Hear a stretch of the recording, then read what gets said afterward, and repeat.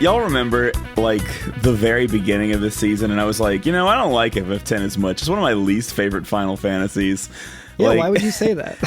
I would say like 6 episodes ago or so, I was like, man, no, this one's actually pretty good. It has a lot going for it. And as of the last couple, I'm like, no, I was right. This one's awful. The amount of fucking whiplash I have from this game is like unparalleled. Like, I can't fucking believe it. Like, how do I put it? Like, it's like this. It's a great Final Fantasy that's not fun to play. yeah, and the thing is, like, it is should fun games to play. be fun? Yeah, it's like it is fun to play, but like the things that you want to do in it are significantly not fun to do, and there's like no getting around it. You know what I mean? Right. Yeah. Absolutely.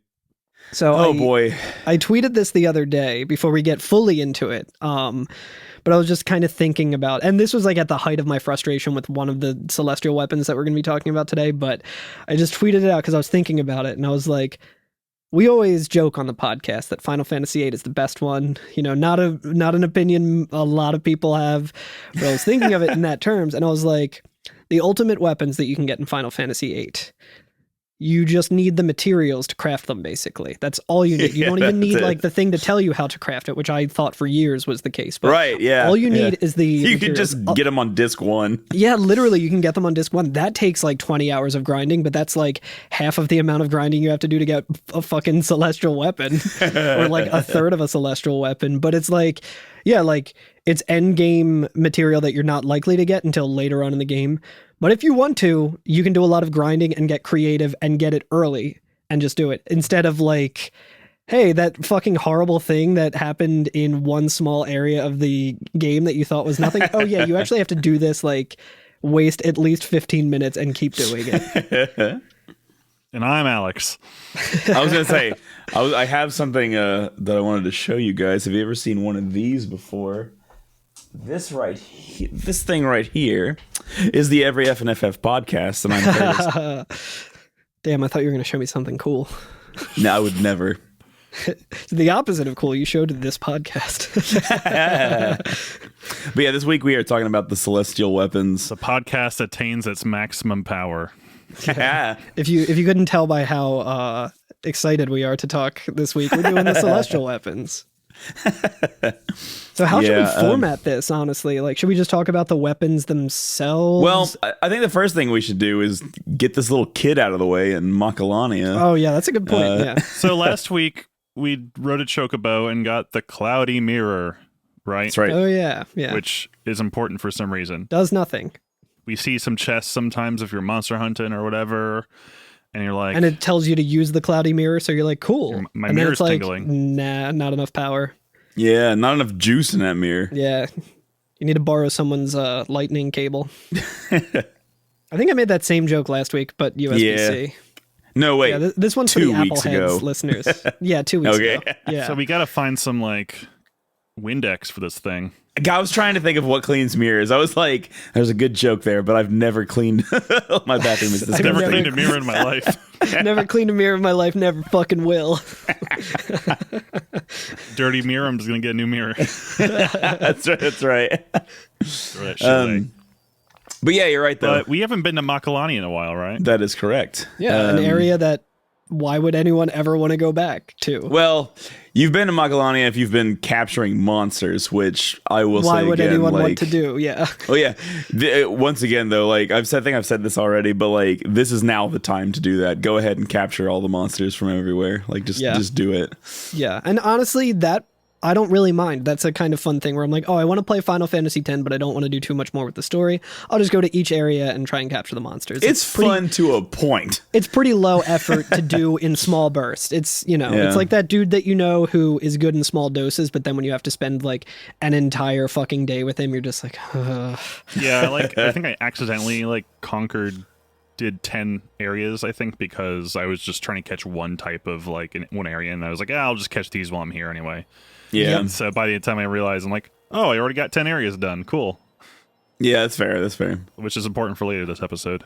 Yeah. Getting those fucking Tonberries and the rarer enemies, the Tonberries, I think I found out, there are green areas of the Stolen Faith cave. Like there's a whole area, a cave like a whole chamber within the cave that is entirely green lit, and that is where the tomberries spawn. Yeah, and that is where I and found the remasters, them, but... like the RNG will like kind of stop to a point, so you have to like either save and reload the area or use cure, which for some reason resets RNG. That's so wild.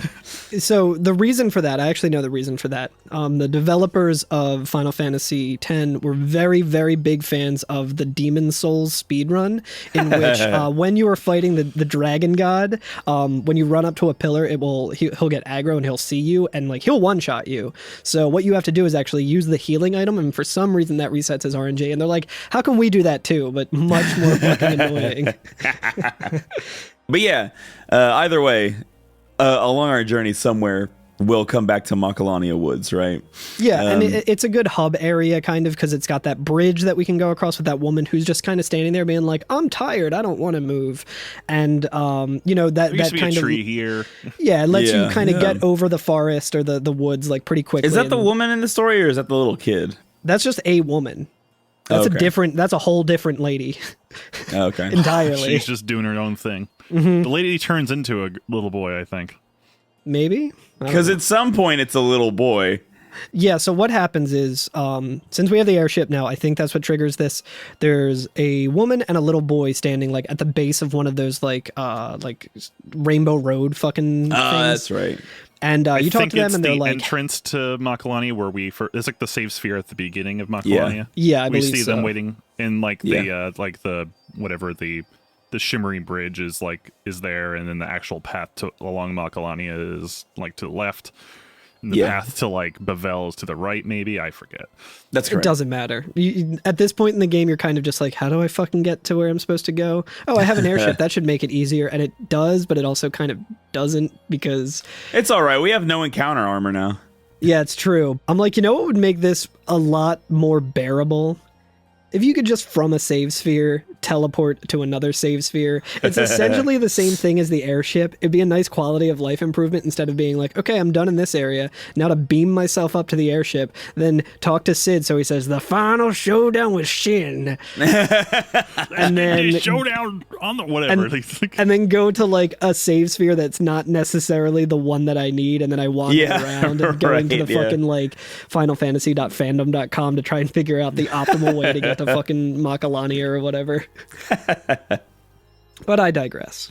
Right. Either way, we find the woman and this little boy at the beginning of that path, right? They both had the same dialogue saying that, like, either, oh, my husband has left and we can't find him. We told him to meet here and he didn't. Or like, oh, my dad is missing and I hope he's okay or whatever. Right. And if you go up on that sparkling pathway, you'll actually see the man there, right? No, actually, he's at the campsite where we. Wait, hold on. Who's blocking it then? Because somebody is on the. Just a woman. Just a lady.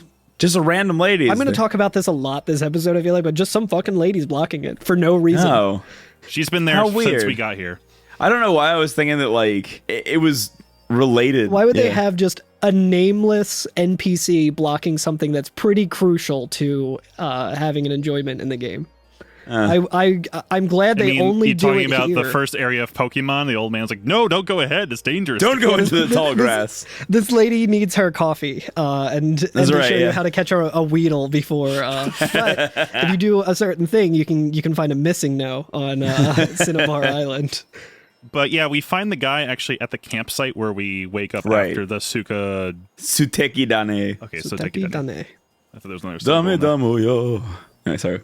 But yeah, he's just there hanging out with some Guados. Yeah, did you guys talk to these Guados? Yes, I did talk to the Guados. Dude, this was fucking cool. Because I was wondering at one point, I was like, do we ever get an answer to this question? And now we do. Mm-hmm. We do find out who let the fiends out. Many episodes ago, when we still were having fun with this game. Who let the fiends out? Yeah, and in Luca, during the Blitzball tournament, we're like, how did all those fiends get in there? Like, what happened? And like it turns out that it was the Guado with the help of Seymour. Yeah, at the request of Seymour, and pretty much it was like he did this so that he could win the trust of people in Spira, to like help win the affection of Yuna, to where it's like, oh hey, there's these monsters attacking and I'm a good guy, I'm gonna take care of these monsters by summoning a horrifying fucking thing that just like everyone who looks at it just like has like He pulled an Incredibles.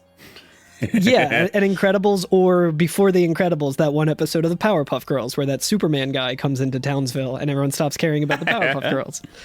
Well, that's I feel like that's some real solid dating advice from Seymour here. Like, if you like somebody, just imperil their life Yeah, just with a bunch release of a couple like of wolves if you're Yeah, sure that release you can some kill wolves. the wolves. There may be some civilians in the crossfire, yeah, but then use your mother's reanimated corpse to defeat them. And she will be all about that. I suppose he or she would be all about that. kind of Evangelion with it. Now that I think about it, the more I think Also about a very, very hot show. really just love seeing those robots crucified and shit. Like, it really just gets me going. it. Hell yeah. Anyway, though, that guy is here. The husband and father is here. Yeah, and I like that he's like, oh, I was supposed to meet my family here, and so like everybody in the family is like, oh, we're supposed to meet right here, and they're all wrong. So, but we have to just direct them to each other so that they can find each other, right? Yeah. Yeah. But then we go back and the kid is missing instead. Yeah, now the kid is missing. Yeah. So he's gone off to look for the father, even though we found the father. He just Mom was went probably somewhere on her else. phone or something. Yeah, classic old mix-up, you know? Yeah. Yeah, we continue on to the shimmering bridge or whatever, and that lady who was just tired and whatever, she's now missing. And we go up to the kid, and I think But no one there's some cares dialogue. that she's missing. Yeah, I don't care that she's missing. Though. I'm glad I hope she's dead. I'll say it. I will put myself on the line and say no. But she's gone, and now the little kid is standing in front of this like giant like orb thing. Like I don't even know how to describe it. It's like a cosmic pustule. Yeah, Cosmic pustule. Like I think you can kind of see this around Makalani and other places as well. Little nodes that are kind of, I mean, they're kind of plant-like, kind of Yeah, I was just gonna crystalline. say. Yeah, they're the giant acorns. Sure, who cares? But yeah, the kid just says like, "You found my dad. Thanks so much." Yeah, we go up to the kid and he says, "It feels like there's something around here, doesn't it?" "Yeah, there's definitely something around here. I wonder what it could be." And then we get the classic prompt, "Do you want to use the cloudy mirror?" Which, yes, I guess. Right, I mean, right. Any other time we've tried it, it didn't work. We use it. Titus holds it up, and it has a bunch of like, I don't know, like glowy shit flies out from this pod and hits the mirror, and then like we get a cool purple flash of the of the screen, and it just says "Obtain Celestial Mirror." No, the cloudy mirror has advanced. Yes. So now we can open up all those chests that required the cloudy mirror that didn't have enough power. We have charged our mirror. Yep. So now we're ready to get those celestial weapons. Hell yeah.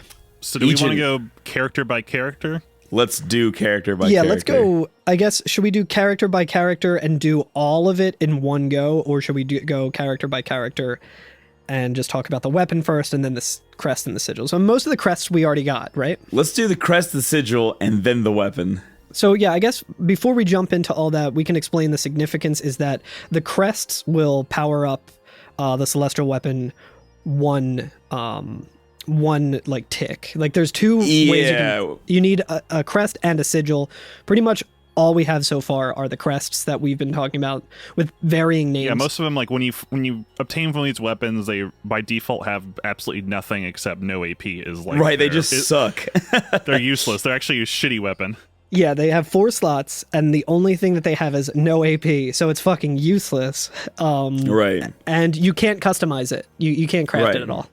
Yeah, but when you get the crest, it upgrades it a little bit. So you still get no AP, but now you have double overdrive, which is cool. That gives you, it's just a strong weapon right now. I think it's different for each character as well, like how that works. All of them are double. Oh yeah, I think it depends on whatever your overdrive set, but I think all of them are double overdrive.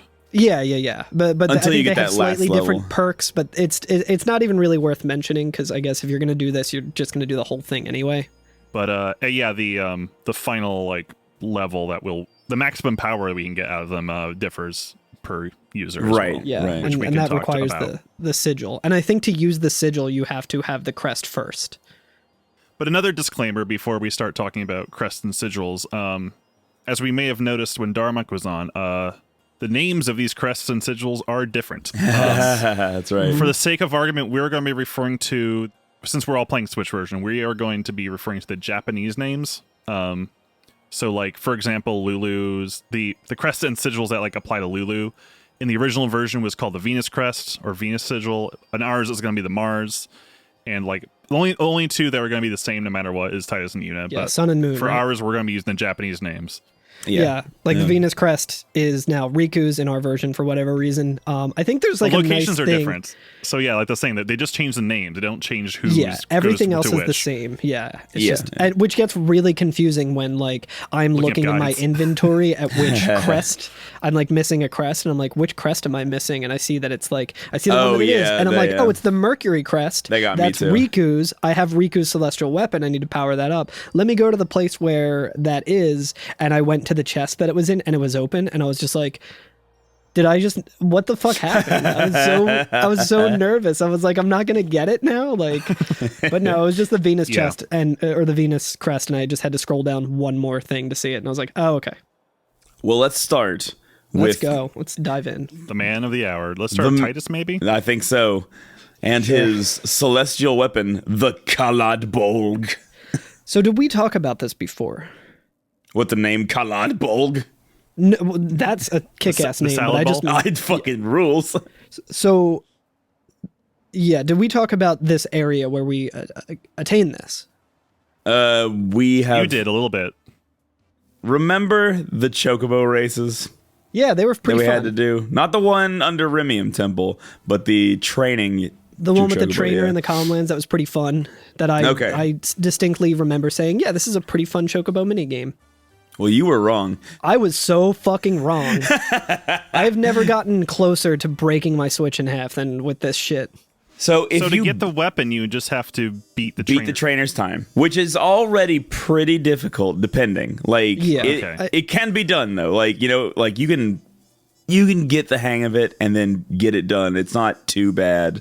You just have to have not a bad run, right? Yeah, to go back to just explain which minigame, because really only one of them matters. It's like the last one that you unlock after doing all the other ones. Chocobo Dodger. It's the Chaser or whatever. Oh, Chaser. Chocobo Chaser, where you just race with the Chocobo trainer and try and collect balloons and try and avoid birds. And for every balloon you get, that's good life advice. Yeah, you get 3 seconds knocked off of your final time, and for every bird that hits you, I think it adds 3 seconds, right? So it's like it just negates. I think you can. Yeah, you basically just have to beat the current record, or just beat the trainer. Yeah, right. Beat the trainer, and then I remember mentioning that in the northwest of the Calmlands, there's like a small slope that like just leads down a little bit. And you can't see where it goes because if you try to go back there, an NPC's like, "Hey, buddy, you can't come back here." Which, like, do you know who that NPC is? No, you don't. No. Because he's fucking no one. What's the deal with fucking people in Sphera who are just like literally fucking nobodies, and they're like, oh, here's this really important thing that could help bring about an eternal calm. Yeah, he's like the guard in Monty Python, the Holy Grail. Like, I was told to sit right here, wait till nobody comes there. Yeah, it's just some dude. Who gave him this assignment? Like, no one's about, like, just put it like danger, no access, no trespassing sign. And he says, hey, you can't go down there, and then Titus just runs away instead of like killing this man so that he can get to this ultimate weapon that he could have. Even if you talk to him, he says, even if I don't know what I'm watching for, duty's duty. I'm not moving. Really? Yeah, he's like, unless something really unique happens, that is. Yeah, and the really unique thing, that's a great hint, which means beat the Chocobo trainer. Yeah, right. How would you fucking know that? But, and this is the fun part, if you didn't know about that, if you, like me, didn't listen to Curtis when he said that and go back and do it after beating the trainer, you're like, I don't need that, who cares? He'll still be there, even if you get the sigil, which we'll talk about in a little bit, because getting the sigil sucks. So I had the sigil, and I was just like, oh, where's his weapon? And I was like, where is this place? And the guy stopped me. I'm like, dude, what the fuck? Like, so then I had to go and race the trainer one more time, which is super fun. Yeah, it's oh boy. Anyway, it's bad. Celestial weapons, man. Yeah, so once we do that, we're allowed to go down there. He's just nowhere to be seen after we've beaten the trainer. Yeah, he's just gone. He's with his wife, the woman in Makalania. He's on this hill looking over like, well, my job here is done. Yeah, my job here is done. It's like, dude, you didn't do anything, didn't I? Yeah, but like there's a glyph on the wall right down there. Like as soon as you walk down, you basically see a glyph on the cliffside. It's not a very long path, right? It's like only a couple feet long. You've heard about nothing. Elf on a Shelf. It's nothing. Yeah. There's not even like you would think. Okay, there's a treasure chest down there that makes sense. I'm sorry, Alex. That was a really good joke. I feel like we didn't. I'm so heated about this that we didn't let it like get its time. That was really good. I said you've heard about Elf on a Shelf. Get ready for Glyph on a cliff. Got me I'm sorry. I feel like that. that's like a really lame thing to do is go back and be like, no, wait, again. But like that was good enough that I was like, no, we need to go back. Holy shit.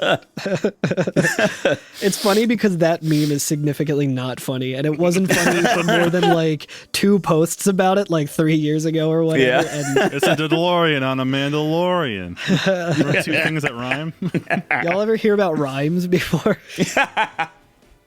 Well, anyway, the fucking sword just comes out of this glyph, and now fucking Does Titus it come has out of the it. glyph, or does it come out like a cavity that opens up in the wall? Yeah, actually Yeah. it does. That's right. Yeah. Yeah, you're right. I think There's that's like a the thing little that starts hole in the wall. happening is either it comes out of chest or like a secret compartment and like all. There's like a secret compartment. Yeah, that's right. We basically have Yojimbo powers, and we can just pull swords from fucking nowhere now, and they're super powerful and kick ass. Which I actually like the look of the Khaled bowl. I think it looks pretty badass. yeah, it's super cool. Yeah, salad bowl. Yeah, it's It's really very. shiny. It's very reminiscent of like a gun blade in Final Fantasy VIII, which I think is why I like it. Just it doesn't have it has a hilt instead of a gun. Right. In Now- other languages, it is just called like ultimate weapon. Really? Which makes Yeah. sense. Huh. So let's talk about the Sigil and Crest. So Titus's Sigil and Crest is the sun sigil, right? Like it's all the power of the sun. Yeah. Yes. Now the first one, the easy one, easy in quotation marks, is if you were not a fool and you did what we said and went and got the sun crest from right after defeating Unaleska, then you already have it. No problem. right Move there. on to step 2, right? If you didn't get it, then don't worry about powering Titus up with the Khaled Bulg. It's not going to happen. Like you're done. The quest ends Until right here. next episode or whatever. Or whenever, yeah. Yeah. Because now fucking Dark Bahamut is blocking it. If you remember all the troubles that I had getting back to Besaid, even though I fucking didn't need to, fighting Dark Valfor, the weakest Aeon that we've ever seen. You're right. Yeah, this is when you gotta fight fucking Dark Bahamut. Who is not easy, by the way. Like, I have like mostly powered up characters now who have like full sphere grids, and Dark Bahamut can still whip my ass. So You should just use Yojimbo. Which, like, can you I mean, use your Jimbo on them? Yeah. I Okay. ended up using Yojimbo to take down Dark Valfor, and I was like, oh, that's kind of the cheap, like, lame way out of it. And then I No, it's the realized good that one. they are added, right? They were just added for Yeah, right. the international release or only the HD. I can't remember. International. Yeah, Yeah, fuck that. I don't need to fight super bosses like that. yeah. This right. is the extra challenge dungeons in Final Fantasy 1 of Final Fantasy 10. I'm like, the only one you can't use Yojimbo on is Yojimbo. Okay. Yeah. So We'll talk about that later. Yeah. Yep. We got some weapons to get through. So yeah, now we got the Sun Crest from Unaleska's bedroom. Yep. And the other one is, boy, howdy. Like the Chocobo The race. sun sigil at the fucking Chocobo race that we just did. And so here's the question. All right. So, like, the trainer, because, like, there's a variant amount of balloons and birds as you run, the trainer can have multiple times, right? But I would say that if you can get, like, 19 seconds or below, you can beat the trainer. Not Yeah, too for sure. bad, right? Not too hard So- to do at all. Not too hard. So what time do you think you have to beat to get the fucking sun sigil? 15 seconds? I think reasonably it'd be like less than 10. That's a little 10 rough. seconds? Yeah. That's rough, right? 10 seconds is quiet to change. Bitch, you have to beat 0 seconds. Like, you have to do better than none time. Yeah, it Actually, needs to even be, better in the HD remaster. Oh yeah, you have Yeah. to do better than none time. You can't actually just get none time. Yes, so on the wiki it says, in the HD remaster version, scoring exactly 0 or 0 minutes and 0 seconds 0.0 will not earn the sigil. Although display 0.0, the perfect time is achieved by at least negative 0.1 seconds. Man, who thought this was a good idea? Whoever thought the rest of them were also a good idea is who thought it was a good idea. God. I'm gonna just go ahead and blame Nomura. So I'm gonna here's what we should do, okay? You know how we like rank every area in FF10? We should rank each celestial weapon on how fun they are to get. Okay. This one, well, I did my favorite 3. So this one is a 0. A lot of them are going to be zeros. This one, for me, in my opinion, in true form of how it is in our version that we're playing, this one is a fucking -1. Actually, if I'm going to do 1 to 10, I guess 1 will be the lowest for me. Whatever, it doesn't matter. It's not fun. But hilariously, I will give you a little story about how I got it, because I did get this one. I was like, no, I'm going to do this fucking race. I'm going to get it. It took me a long fucking time, and I actually only beat my score, my like trainer score, twice, right? So instead of like slowly shaving down the time, one time I got 11 seconds and was like, that's better than the 18 I got last time. We're on our way. And then the next better one I got was the negative whatever. So like I made like Holy a big shit. jump there. That's awesome. But it took me like 2 hours or more of just doing that and nothing else. And here's the hilarious part. I did it on a weekend when I just got up and I was like, oh, I don't have to go to work today. I'll just chill out, right? And I put friend of the show Zwanzig's stream on, and he was fighting Dark Yojimbo that day. Good and Lord. Was like, and in chat I was like, yeah, I'm trying to do this thing. I've never done it. I want to do this. And he was like, oh, okay. So he completes his Dark Yojimbo thing, and then says, you know what? I bet I could get below 0.0 again. Let's just see how hard it is. Like, let's see how random it is. So he goes and tries to do it and then gets it in like 25 minutes. So he's completed Dark Yojimbo and got another negative time in the space it's taking me to get 1 negative time. So like, God Gamer absolute. So you know when we were joking about the God Gamer like in the first season or whatever and talking about the God Gamer's scepter? Yeah. So I think Zwanzig took the God Gamer's sigil. Yeah, he got the God Gamer's scepter and powered it up to maximum power, and now has the God Gamer's fucking celestial weapon. Because that's unbelievable. Because for me, this took probably around 2 or 3 hours, I think. Which, like, you know, might not sound like a whole lot in the grand scheme of things. Like, these are long games, whatever. But the infuriating thing about it is that it's like it only takes like a minute each attempt. So like 1 minute times like however many hours it took. Yeah, although if you fuck up at the beginning, you can't just reset. You have to finish the fucking race. So your options are okay, is it worth it for me to like close the application on my Switch and boot up the game again and go from the save sphere in the Comlands to the thing? No, I just need to let this fucking ride out.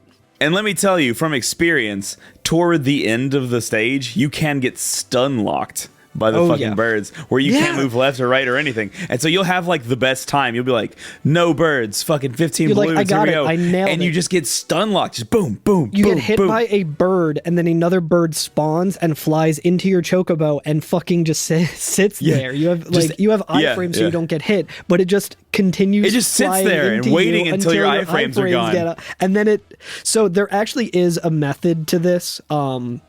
That I just found a YouTube video and tried to like mimic it. It's still extremely random. It's still basically like, it's going to be kind of a coin flip if you're going to get it. Like not only do you have to execute it really well, but you also need to get lucky, and also like it could start out and you just have no balloons that you can get in the first cliff. Yeah. Because like the first like cliff that you go down, there's like I think 5 balloons that spawn, which is like an easy 15-second shave off. But like you have to not touch the chocobo at all at first and just try, and if there's balloons on the right, then you can move right, otherwise the trainer will just get them all. Right. And it's like, I mean, there's videos that show it that I can explain it better, but like after you do that, you try and like take the first turn as tight as you can and then stay to the right side, and after the first set of birds spawn, then you try and get as many balloons as you can and then go back to the right again because they won't hit you and they'll only go after the trainer. And then just like hope for a good final cycle in the last half of it. Oh boy. Yeah. So you said yours was 11 seconds, Curtis. I almost called you Titus. Before I got the negative time, yeah. Nice. That's cool. Yeah, so mine was 0.09. No! Oh my Yeah. god, that had to be incredibly frustrating. Oh I feel my like I got gosh. that one kind of early on in my like grinding of this, and I'm like, okay, this doesn't seem too bad. And then it was like every time after that, it was just like literally, I like never wanted to snap a controller, which in this case was just my handheld Switch, more in my life than my just getting God. hit by a fucking bird. I was like, I hate these birds more than I hate Seymour. That's awful. Oh my gosh. Well, all right. So once you got that, so after you get the sigils and crests for any weapon, you can go back to where we got the celestial mirror in Macalania Woods and talk to that giant fungus, and then it will upgrade your celestial weapon, right? Yeah. So I have the list of what they go through up here, and they're all different, right? So I kind of like it because it reminds me of Final Fantasy VII, where like Cloud did more damage the more HP he had, Vincent did more damage the more kills he had, etc., etc. So this game is no different, and I like that. I actually like that when the final weapons do that. Titus's does more damage the more HP he has out of his max, right? So closer he is to max HP, the more damage he's going to do. Awesome. When he powers it up all the way, he'll have the skills break damage limit, triple overdrive, evade and counter, and magic counter, which rules. So he's just countering everything, right? Like that's awesome. And the triple overdrive to build overdrive super fast, super cool. Yeah. Also, if you only have the crest and you don't feel like getting the sigil, again, like Alex said, no AP and double overdrive, which if you just need to power up Titus's overdrive, that might be good, but pretty much like if you're going for the celestial weapon, like you're probably going to want to do the sigil. Yeah. I don't recommend doing this one though, because my God. All right, moving on to an easy one. Nirvana. This is Yuna's, Nirvana. this one is probably one of the easiest, if you remember to get all those destruction sphere tokens, because Oh, okay. Yeah. Also, fair. this one, all it really requires you to do is come as you are. It just you just have to. That was a very come polite original. laugh at that horrible joke. Thank you. That's all Chris. right. so yeah, like we were talking about the monster arena stuff. The where you get this weapon actually is just after you do the first assignment, so this old man can open up his monster arena again, which is, I think, just catch one of every monster in the Calmlands. Yep, super easy. Yep. And then he'll just like, you've got all the fiends in the Calmlands. Now I can reopen the arena. Oops, almost forgot. Here's a token of my appreciation for your hard work. Don't know if you have what it takes to open it though, which is true. So like for most of the time I've been just hunting monsters. There's been this treasure chest hanging out in the monster arena area. Yeah. Cloudy mirror, no power. Yeah, but now that we have the celestial mirror, we can open that bad boy. Nirvana. Yep, the Nirvana. It's a really pretty, like, almost looks like a Zelda weapon. Yeah, I do really it's got like it. kind of the Zelda crest, like at the top, and then like the bottom part, kind of like right underneath that crest, it looks almost like a Metroid and or the Lorax. It's cool. Yeah, this is cool. I like when you go to open the crest, Titus uses the celestial mirror the same way he did at his, and Yuna kind of just like walks up and stands there and like to be like, oh, this is Yuna's weapon. Oh yeah, every weapon we get, there's always like a little cutscene with almost no. I think they all like have no dialogue. Yeah. Someone just arrives and maybe gesticulates, but like they always arrive as if they know it's for them. Yeah, right. This is the one opening. And then Yuna just comes on, like waits, like kind of like rubbing her hands together, like, Yeah, oh it's like, boy, ooh, here it comes. yeah. Like she knows what's coming. That's awesome. Yeah. And then the moon crest, we talked about this many moons ago. Ooh. That was on we the did beach of very Besaid. early. Yeah, this was like the first thing that we got that we were like, oh, cool. I think I got it before I even talked to Waka. It's like on that little beach to the right as soon as you're swimming towards the beach. Yep. In Besaid. Yeah. Yep. And I think It's like the first thing we get. I think with this, just with its placement, like where the airship puts you and its location to Besaid, if you didn't get it early in the game, I don't think you have to worry about Dark Val 4. I could be wrong about that, but I think you spawn on the beach, so you can just go there and don't even have to worry about that encounter. Like it's not in Besaid. Correct.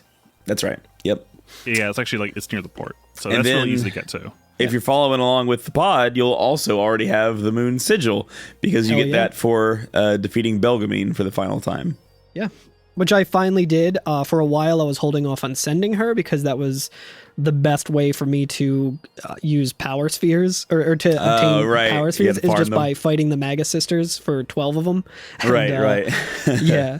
Because I just kept feeding those to Bahamut, and then I'm like, shit, I can level up Auron with his strength, and I really want to, but he's got 12 sphere levels, but I don't want to move from this spot.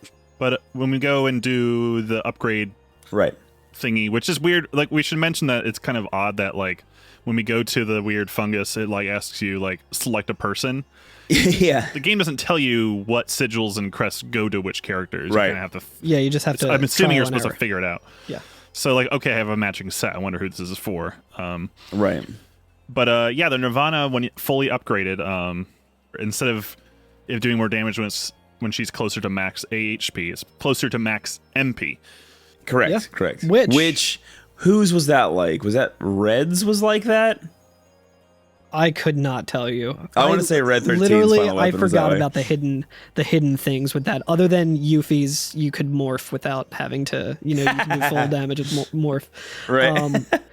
And you might think like, oh, okay, well that's pretty good, but that's also kind of bad because if she's using she's Ultima, casting. if she's casting, she's using Ultima, then that's like 90 MP away.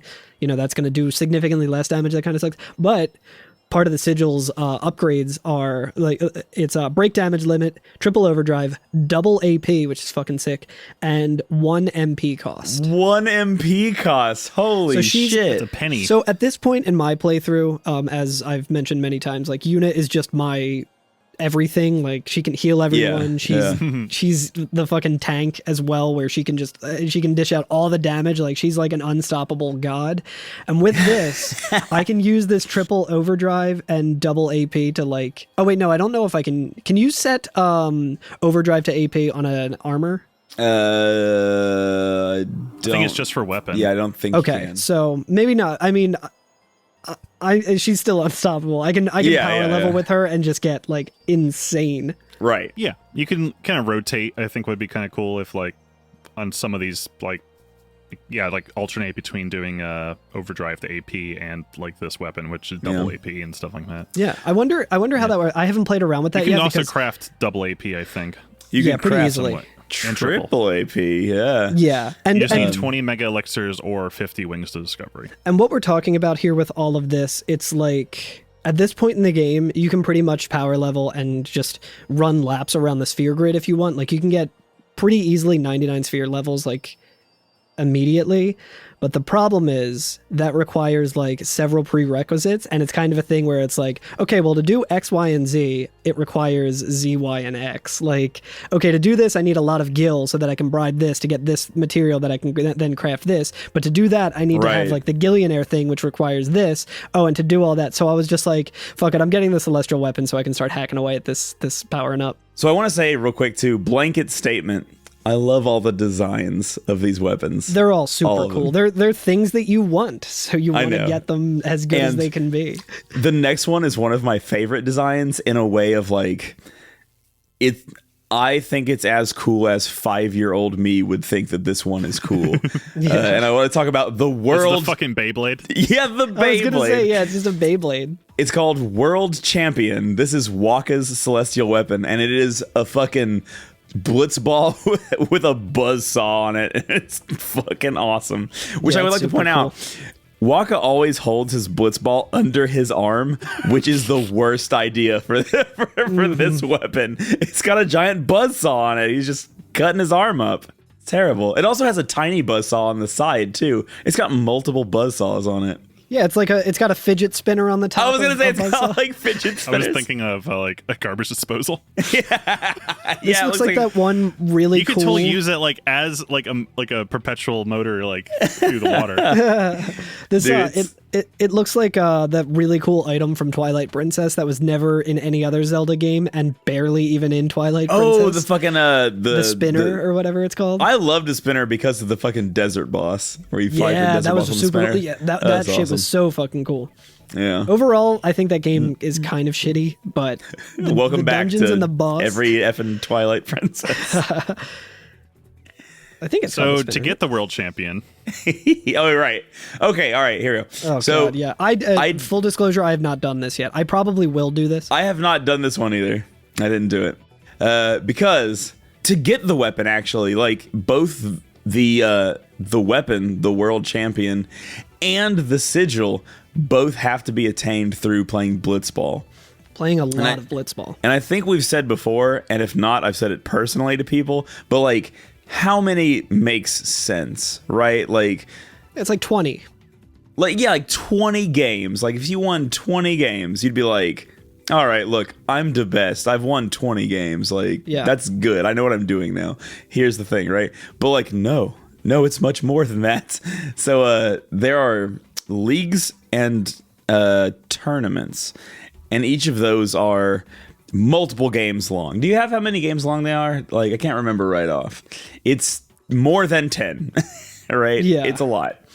And the weapon and the sigil appear as prizes for those, but they don't appear as prizes 100% of the time. So if you were just playing this game naturally, you might have to play 100 fucking games before you see it pop up and finally be like, there it is. That's the one that I want.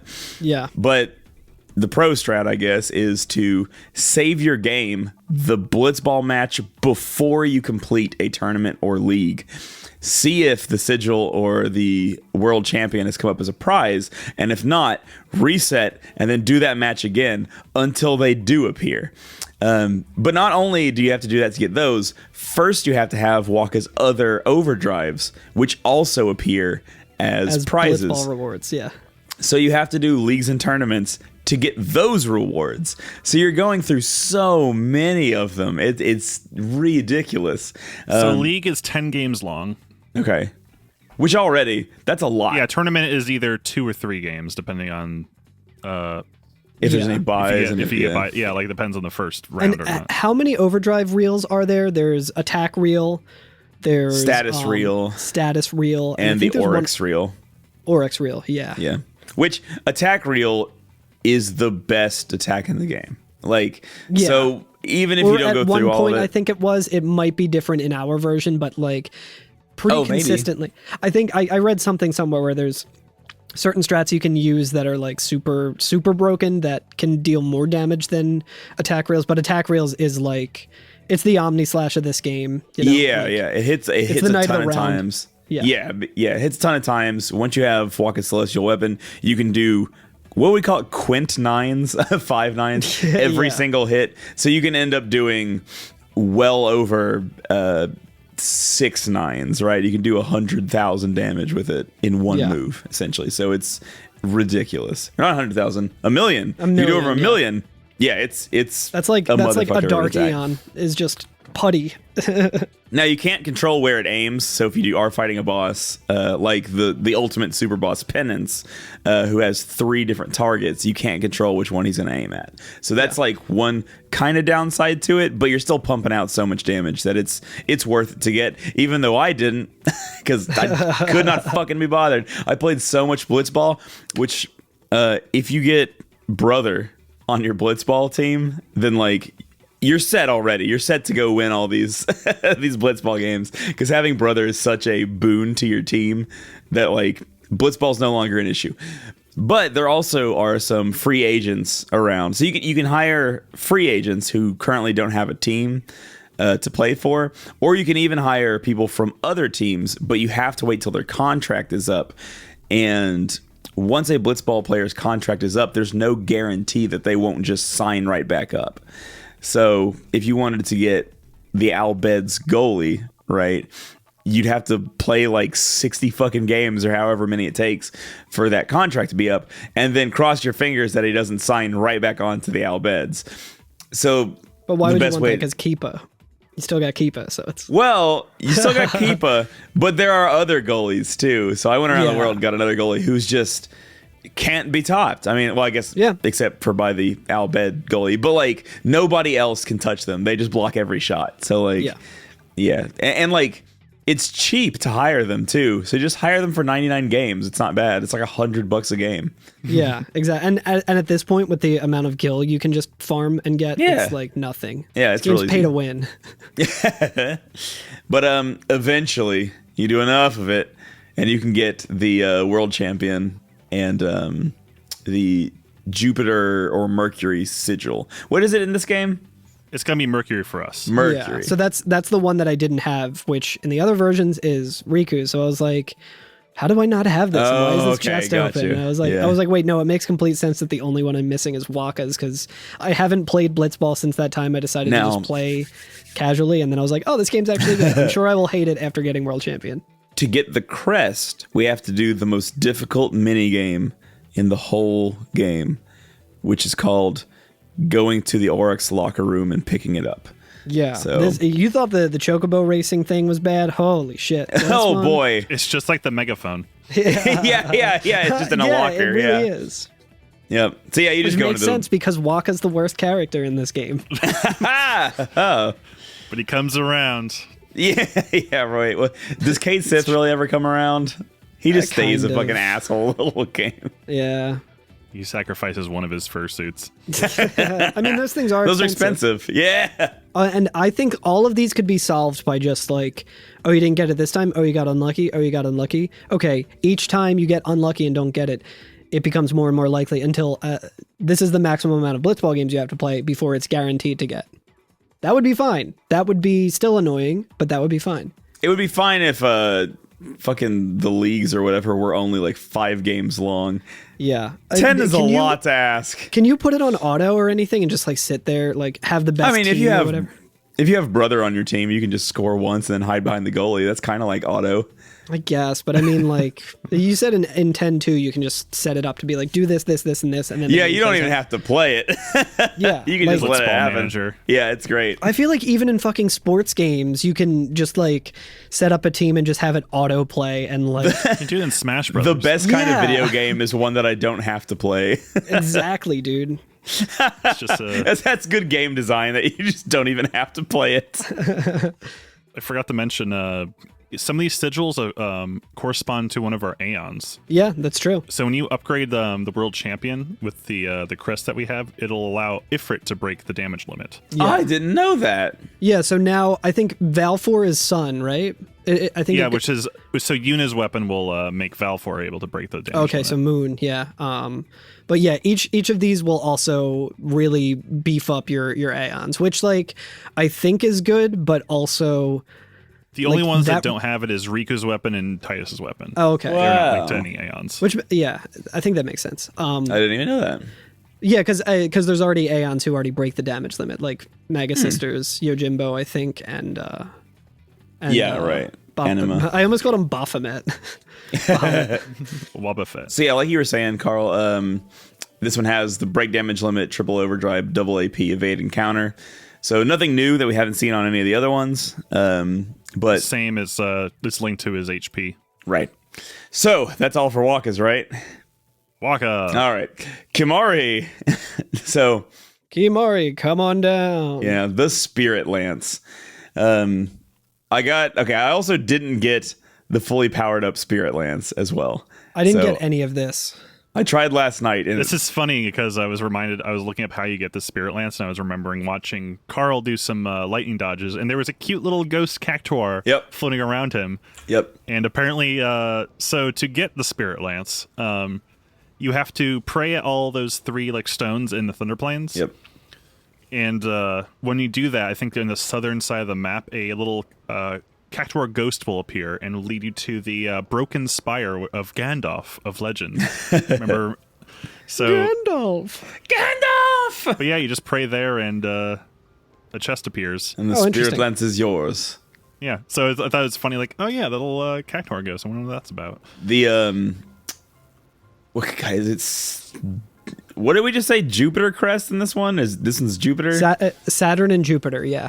So for us, it'll be... Jupiter. Jupiter, yes. Jupiter, all right. So, the Jupiter crest that powers up the Spirit Lance. Another one of these incredibly hard side quests or whatever. We just pick it up as we're walking through Mount Gagazet. It's on the path. Right after we beat Seymour Flux, Yep. it's on the way to the save sphere. So that's good. That's good game design to me. Yes, absolutely. I think we already picked this up, right? Yeah. We should have. But for the sigil, Oh, the sigil wanna talk though. about them sigil. Okay, I so got here's the sigil. I didn't get the weapon. I did all the okay. prerequisites for the weapon, but I just kind of ran out of time. So I'm going to do that like after this. Oh, we didn't. Okay, we didn't rank the other two. Getting Yuna's 10 out of 10. 10 out of 10 for Yuna. 10 out of 10. It's easy. It's easy. It makes sense. It's like it's not too outrageous. It's like capture. I think it's one of each monster in this area, or is it 10 of each monster in this area? It's just one. Even better. Great. It's Yeah, like her stuff, you just kind of get on the way. introducing a right. new mechanic. You get a good reward for it. It has a side minigame. It's something that you're probably going to do anyway. And then you go to another area where there's another minigame where you do the thing that you've been doing throughout the whole game. You're trained to do it, and you're just You're put at to the Elite test, yeah. Four. You're fighting the champion. She brings out her Dragonite. You fucking take it down. You send her. Nice end of the done. story. That's 10 out of 10. That's good. That's Absolutely. good game design. Take notes, It's kind Nomura. of baked into the stuff we were already doing. I'll give Exactly. Waka's a 5 out of 10. Too many games, but if it wasn't so many games, it'd be great. It would be, yeah, exactly. I'll agree with that. I Okay. haven't done it, so I can't really. It's no Madden, but Yeah. Spirit Lance. Spirit Lance, not Getting a as weapon is easy, It's not as but- bad. I'm going to give it a 7. 7. I was gonna say like a 3 for me. That's fair. I mean, this minigame sucks. Okay, so it's catching butterflies minigame. This is the Yeah, one in we talked about it Makalania. before. Yeah. And here's the thing. as a cat would do. It's not quote unquote too difficult, right? Like Yeah. those big air quotes. It's not like quote unquote super hard to do, but it's hard enough to do, and it takes enough time in between tries that I tried it like 8 times and was like, fuck this, I'm done. Here's the trial and error, or here's the big thing about it. It's all mostly trial and error. Yeah. And it's not fun. Like at first you're like, oh, okay, this is kind of fun, but it's the same sort of thing where with the chocobos, like if you hit one of those red butterflies and get into a fight, like that sucks. And you're basically The amount of like, fury okay, that you feel during that fight. it's like, okay, I guess I just need to So yeah, just start a over. refresher. The this minigame is just catching 7 blue butterflies with that time limit, right? There's Yes. a chest that's like I think open or maybe it's closed. I can't remember. And every time you catch a blue butterfly, a little ghost chest like flies into the chest, Right. that and you just have to catch all 7 in the 30 seconds that you get. But if you touch any of the red butterflies around the way, you'll get into a battle.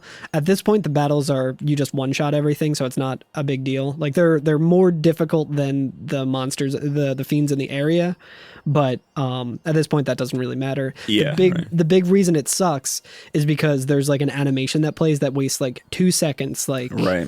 just to get into the battle, and then I think a couple seconds afterwards is the timer's ticking. Which I will say, I did get it. I had to do this game twice, like not 2 tries, but like twice overall. I did get it, even though each time I hit 1 red butterfly, it just kind of worked out that like I had just enough time to get all 7. Okay. I'm pretty sure. Okay. Yeah, I got close, but like I couldn't quite do it, and it was unfun enough that I was just like, It's the kind of F it, thing. I don't need it. If you really want this celestial weapon, which it's a celestial weapon, so you probably do, it's worth watching a YouTube video of just Sure. how to do it, because I think it's pretty much It's like, easier to look at the consistent. map too than like to actually oh look yeah, at the I didn't butterflies. even think of that. But in order for that to be a thing, you have to know where the butterflies are situated on the map. And so like it still takes trial and error, and I was just like, Yeah. I just cannot be bothered. The butterflies, it's not like a good tell. Like there's no real visual cues for it. It's Right. basically just like, okay, I know the hitboxes of each of these, so I can just like weave in and out of them. Right. So I got both of the things that I need to power it up. I just need to go and get the weapon, which I already prayed at all the Cactuar things. So damn, Yeah. I got 5 fucking celestial weapons. Holy shit. So Spirit Lance also does damage based on maximum HP. Allows Real Ixion creative. allows Ixion to break damage limit, and functionally is the same as Waka's. So break damage limit, triple overdrive, double AP, evade, and counter. Yeah. Now, let us talk about the legend, the absolute MF of the celestial weapons, the Onion Knight. Hell yeah. Siegmeyer. I am to understand. Dark Souls. This is so Dark Souls, Carl, guys. Yeah. you got this. Oh boy. Let me pull up my stats page here. So to obtain the Onion Knight, this is Story when of a girl. Nins was on. We were in Baj. Yep. It's just sitting in a chest at the bottom of the Gazgano pool. It's in a chest on a log in a hole in the bottom of the I was trying to Gazgano remember. pool. And think, Bottom of the Baj. Yeah, in the bottom of the Baj. But yeah, that's where we find it. Which I would like to say. So, like, Lulu uses the little dolls as her weapons, like you get like a little cactuar doll or whatever. It's just a little Onion Knight from Final Fantasy III. It's so cute. I love him. Super cool, super cute. I didn't actually know that was like what that was a reference to, and then like as I was looking into like the actual notes on this, I was like, oh, that's really cute. I like that a lot. Yeah.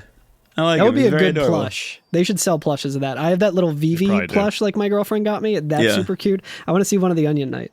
Yeah. Critical support to Onion Knight. Hell yeah. So, what is the non-crazy one here? So this is Mars now in our game, right? Yes. Mars, it was Venus before. Right. Yeah, this one's pretty easy to get. We actually go back to the far plane, Yeah. Yeah. and this is I think we talked about this as well on the podcast. we did, but there's actually a different because if you come here after sending Belgamine? no, not Bellamine, in the Stolen Faith Cavern, there is another cutscene Oh, here yeah. with Lulu, Yeah.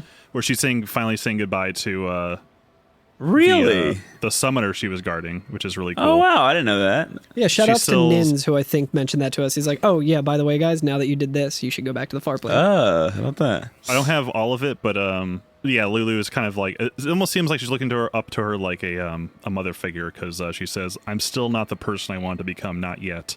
I'll come back to let you know how things went," Wow. which is really cool. I like that. But also, on our way here, I should also mention, if you haven't been to Guadalcanal in a while, Trommel will kind of chew you out, but also like come to kick my ass, basically. He's like an old shell of a man, like, or whatever. He's like kind of just ashamed, and like he's got no like, "Why are you in Guadalcanal? Why do you have business here? If it would please you to harm a defenseless old man, then burn me, boil me, if it matters not." No, it's Lord Trommel. Seymour's got She's no like, Lord then Rises. gobble me, swallow me. Once we go to the far plane, Trommel's also there, sniveling to Jiskel. Oh, really? Yeah, so it's like, when Lord Jiskel was alive, the Guado knew prosperity and honor. But now we Guado wither and crumble. I myself could have done more to stop this. Forgive me, Lord Jiskel. Wow. Pretty good. But in a chest next to him, there is a Mars / Crest. Venus crest, yes. Yeah. Right. I think it's also cool. I don't think we mentioned it fully, but there's a lot of dialogue with that, like the Guado grandma and like her grandson or whatever in Macalania, where they talk about how they're like, yeah, like it would be convenient for us to just blame this all on Seymour, but it's kind of not. Like this was a lot of like Guado doing that, and they were like, yeah, I don't want to tell my grandson about this just yet. I have to wait until he's older, but like we were complacent in these horrible crimes that Seymour committed, and we need to like atone for that. Yeah. So I think it's cool that some of the Guado are like, thinking in right. that sort of way. Absolutely. And then, Curtis, if you remember back to the Thunder Plains episode where we were talking about this was my first little hint that this game really sucks. Where, again, how many do you think would be How many good? do you think would be reasonable? Okay. Yeah. So you may have heard that the way to get the Onion Knight powered up is through lightning dodging in the Thunder Plains. And how many would be fucking reasonable? 10? 20? In a row. think Remember, I got 50. one. Like I could do one at a time, and then I not. think got 50. 50 would be fine. Well, I did 20, and I got like 10 MP spheres or something like that. Yeah, you do get some pretty good prizes for lightning dodging. Wonderful prizes, but we gotta do fucking 200. Also, I want to 200. point it out. I want to point out, do you know who gives you the prizes? These are it's not just like a magic celestial thing where it's like, oh, you've done 100 lightning dodges, so the cosmos grants you this wonderful sigil. No, it's Rin's fucking travel agency. They're like, hey, congratulations, we've been watching you fucking jump and dodge lightning. They're looking out the window of the travel agency, just looking at this fucking maniac. Like, we wanted to commemorate the fact that you did 50. Here's like 5 mega potions or whatever. Yeah, I can like imagine looking out your window, like, and just out there's some like crazy dude running around trying to get struck by lightning and then barely jumping away for like an hour, and you're just like, holy shit, this motherfucker crazy. Yeah, it's like, oh, we got to give him something good that could help him save the world. We got to give him something good to make him go away. He seems unhinged. So if you dodge 5, you get 2 X potions, pretty good. 10, 2 mega potions, also pretty good. 20, like Alex said, MP spheres, you get 2 of them. 50. Only 2, there. Yeah, 50, you get 3 strength spheres. 100, you get 3 HP spheres. 150, you get 4 mega elixirs, which is also pretty good. But yeah, it takes fucking 200. Everyone knows at this point. This is pretty infamous about this game. Yeah. 200 lightning. The other thing, here's the thing that drives me the most fucking crazy about this. Nowhere in the game does it say dodge 200 lightning bolts. Yeah. This is the thing that I'm thinking about it, and I'm like, while trying to get all the celestial weapons, I'm like, this literally feels like you need to have an uncle at Nintendo who tells you that the celestial weapon is under the fucking truck I think the only by the hint SSN. would be when you first enter the area, like, do this to dodge, and then when you dodged 5 and there's a prize and it says good job, you dodged 5, and then you dodged 100, like you give yourself kind of these mental goals. I'm like, okay, I'm gonna see if I can dodge 100, and it rewards you, cool. Like, and then at 150 that kind of gives you a hint that, like, okay, there must be something at 200, right? Yeah, that's probably the only hints you can really get out of it's this. crazy. Like, I don't know if there was like information on this in like the manual that we're missing, like maybe it's like an FF1 situation again, but like this sounds like kids on the playground saying like, oh, you can get Yoshi in Pokemon if you do this, or like me reading on GameFAQs when I was a kid that you can find the light temple in Ocarina of Time if you named your character Triforce in alternating caps and like did some very specific things, which I tried and then I didn't unlock, and I was like, well, I must have done something wrong, because it's like none of this makes any fucking sense. Giving myself mental goals with lightning dodging to get prizes kind of sounds similar to me as like, I could break my ankles with a hammer and get a ride to the hospital. And if I break both of my ankles on different occasions, I could get 2 rides to the hospital.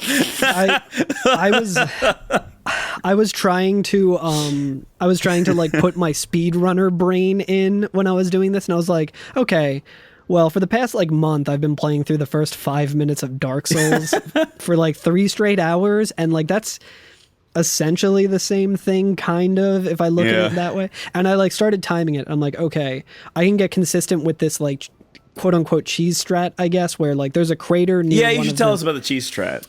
Yeah, so down like it's like to the south of the travel agency, which is where you start if you travel to the Thunder Plains from the airship. There's like 2 ponds or lakes, and it's like there's like a weird spire. little crater near one of the spires that like the lightning rods. So you just like stand. It's burnt in. It's one of the craters not filled with water. Yeah, exactly. So you just stand at that crater. You don't get struck by any lightning, and then you just kind of walk a couple of steps. And as soon as you touch the crater, the screen will flash, and it'll guarantee a lightning bolt. The problem is that even then, the timing isn't super consistent in my experience. Oh no, it with fucking ain't. So sometimes I would kind of just get into like because I'm doing this over 100 fucking times in a row, and I'm like, okay, I'm into the rhythm of it, my like musicianness or whatever, and like my speedrunner, like, oh, just muscle memory, and my brain is like smoothing over as I play this. So I would kind of I would do it early because I'm like, oh, it took an extra step for me to do it. Like there were several times when I finally did this that I was like, I almost got fucking struck there. But I do want to say, when I found out about this strat, I went to try it. I'm like, okay, let's see. This seems to be consistent. Let's see how horrible this is. And I got a high score of 165. Oh, so close. I think I have the screenshot still where it's like, I've been struck by like 288 like lightning bolts total just from running around the Thunder Plains like throughout the game. Right. But I've successfully dodged like or it was like lightning bolts dodge total, and then I forget how it quantifies it, but like I was super close to like doing it the first honest try I gave it, like getting it, and I was like, oh, this isn't so bad. I was at 165. So now I'm gonna read my stat page.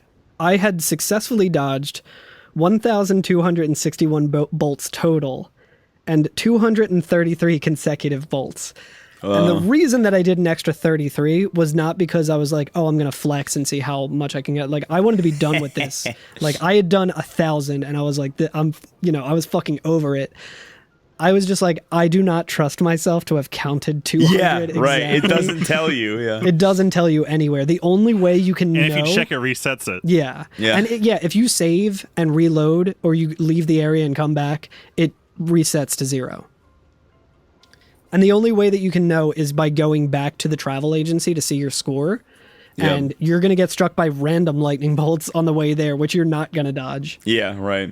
So I was just like, I'm going to go until I get struck, and then hopefully I got it. And I felt real good. I will say my strategy for this is to try the Chocobo game first after you've burnt yourself out on like doing it 700 times and failing like overall.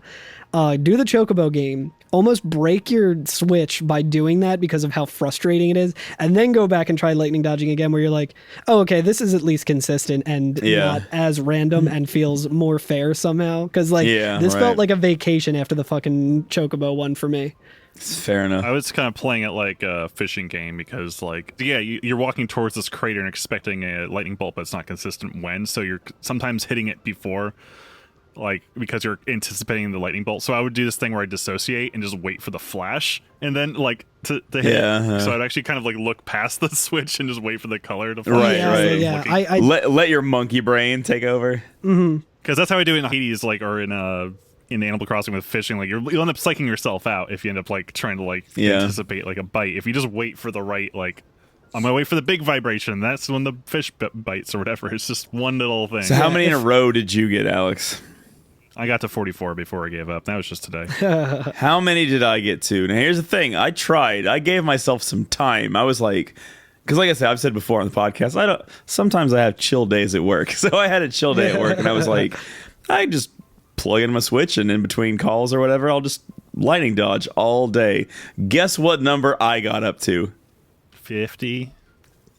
I'm going to say 13. Nope. I got to 8. Holy shit! That was my best go, and I tried for a while. It's the best one. It's the best one. You should have gotten it. So here's my criticism. That was also the last one I did, by the way. I tried for like several hours, or I probably only tried about 2 hours, honestly. But and then I got 8, and I was like, good enough, done. Another trick to get in that monkey brain thing, I turned off the music to kind of like turn it rhythmic. Oh yeah, I don't think I had music for it. I streamed some of it after my girlfriend and I have been doing a thing each Friday where like we just play games together, and it's mostly just chatting on Twitch. Frostwad. No, she loves it. Not the lightning dodging part, but yeah, like the night was winding down. We couldn't think of anything else to play, and there was like a bunch of people in chat, and I was just like, yo, should I try and fight Omega Weapon again? Since I didn't beat him for the podcast yet, like, should I try and fight him again and see if we do it? And I was like, I also need to do lightning dodging. So I started a poll that let my chat decide which I do on stream as we like close out the night on our like Frostwad Friday stream. And everyone said lightning dodging. And I started some like predictions to be like, will Carl get 200 this time? I don't think I made it higher than like 64 during the thing. But yeah, it was pretty funny. Well, once you get that. Yeah, so, and again, this could have been done better. Like, this fucking sucks no matter what. But if it was like a thing where it's like, okay, 200 consecutive or 1,000 overall. 1,000 overall would still fucking suck, but it would still be like there's a special it'd be attainable for dumb people like me. It's not even dumb though, Curtis. It's like that has nothing to do. It's just like it not everyone can do it. Like, yeah. It's not a consistent thing. Like, it's like with Yunas and like Riku's and Orans, like you don't lose your progress when you're trying to get the items. Like, right. You just like, I just gotta do this thing long enough and eventually I'll get it. There's a special kind of like, it's just like I did my time and now I earned it. Yeah. And instead of just like, you have to like ace this thing. Yeah. There's a special kind of beaten down that you get with this where you're like, okay, well, I keep trying and I keep getting kind of close, but not close enough. And I just have to do it over again until I do it correctly. And that fucking sucks. This is just like jump roping in FF9. And I think you have to do 1,000, and I ended up getting like 910 one time, and I failed, and I was like, I'm done with this. I will never do this. I also want to say that in my estimate of it, and like, again, I was going speedrunner brain, I was trying to figure out like, okay, how much of a time investment is this for me? And I started timing it and kind of getting a feel for like, okay, here's like, if I walk back like the exact amount of space that I need to before going back to the crater so that the lightning bolt strikes again, like consistently, it takes about like, I think like 3 to 5 seconds per like bolt. Okay. And like overall that led to being like, if you do it pretty quickly and pretty consistently and like, which you're not going to do, it's going to take at least 15 minutes. So it fucking sucks to get like 10 minutes into something where you're making some progress. Yeah, and then like, nope, start over. You got to do it for 15 minutes again. And I was thinking, I'm like, I speedrun games that take longer than this. Like, I shouldn't. Yeah, but you know what? Those first 10 minutes of Dark Souls are fun. Yeah, but I do more than just walk forward and hit A. Exactly. Yeah, exactly. Yeah. Right. So it's rough.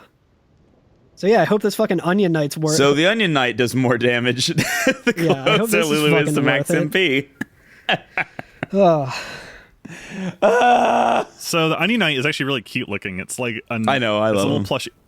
It's got like a pumpkin. A pumpkin helmet, yeah. And like it has a shield with like a little pixel art of like a red mage or whatever. I think the helmet is supposed to be an onion. Yeah. Oh. It looks like you gotta look at the art for FF3. Wait, I have the Famicom cartridge beside me right now. Is it a class in It is. It is the final class. Onion Knight? Yep. Oh, he looks like the fucking swaggery red mage from FF1. Hell yeah. He's got the little feather in his hat. No, it doesn't look like it. Oh, wait, no, here we go. I have a Japanese Famicom copy of FF3, and I'm looking through the job listings in the fucking manual to try to find it. But I think it's the last one, so it probably doesn't actually have it. Yeah, it doesn't look like it's on here. Well, that's that. Well, that's the end of me. But it's basically an FF3 reference, right? Yes. Yeah, no, that's overall super cool, but like the lightning dodging shit is terrible. 0 out of 10. Fucking fuck that shit. I hate it. It can go to hell. I'm gonna give shit sucks. I'm gonna give it a 5 out of 10, and that's not to say it's good at any way or even average, which that is. That is strictly to spite the Chocobo game that I hate so much. That I'm like, this is... So, like, remember that cutscene in North Coral flashback where, like, Barrett has to, like, dodge bullets? He's, like, dancing around. Imagine if that was, like, a minigame. It's like... Oh, we'll see what happens when Final Fantasy Remake 2 comes out. Yeah. Barrett's bullet dodging minigame to get the fucking onion gun or whatever. Onion Buster. Well, I wonder if that one, when we get that, I wonder if it will also allow Shiva to break the damage limit. Hell yeah. And come with break damage. She has magic booster built in as well, right? Magic booster, 1 MP cost. Triple overdrive. Yep. Yeah, triple overdrive. So, big deal. Big reward for a fucking big challenge. Yeah. And yeah. Do you think, I think the good now would be a good I was time thinking to hop about it. hop on the Fahrenheit Yeah, and make our way somewhere else. Yeah, I agree. I think it'd be a good time for a break. I'm have the thunder planes. Dude, those fucking thunder planes got me so goddamn riled up. I need a couple seconds to just chill out. So let's go hang out on the bridge of the Fahrenheit. I was gonna say the bridge of the far plane. I don't want to hang out there. Rin just installed a hookah bar. You get a rip of this, and we'll be right back.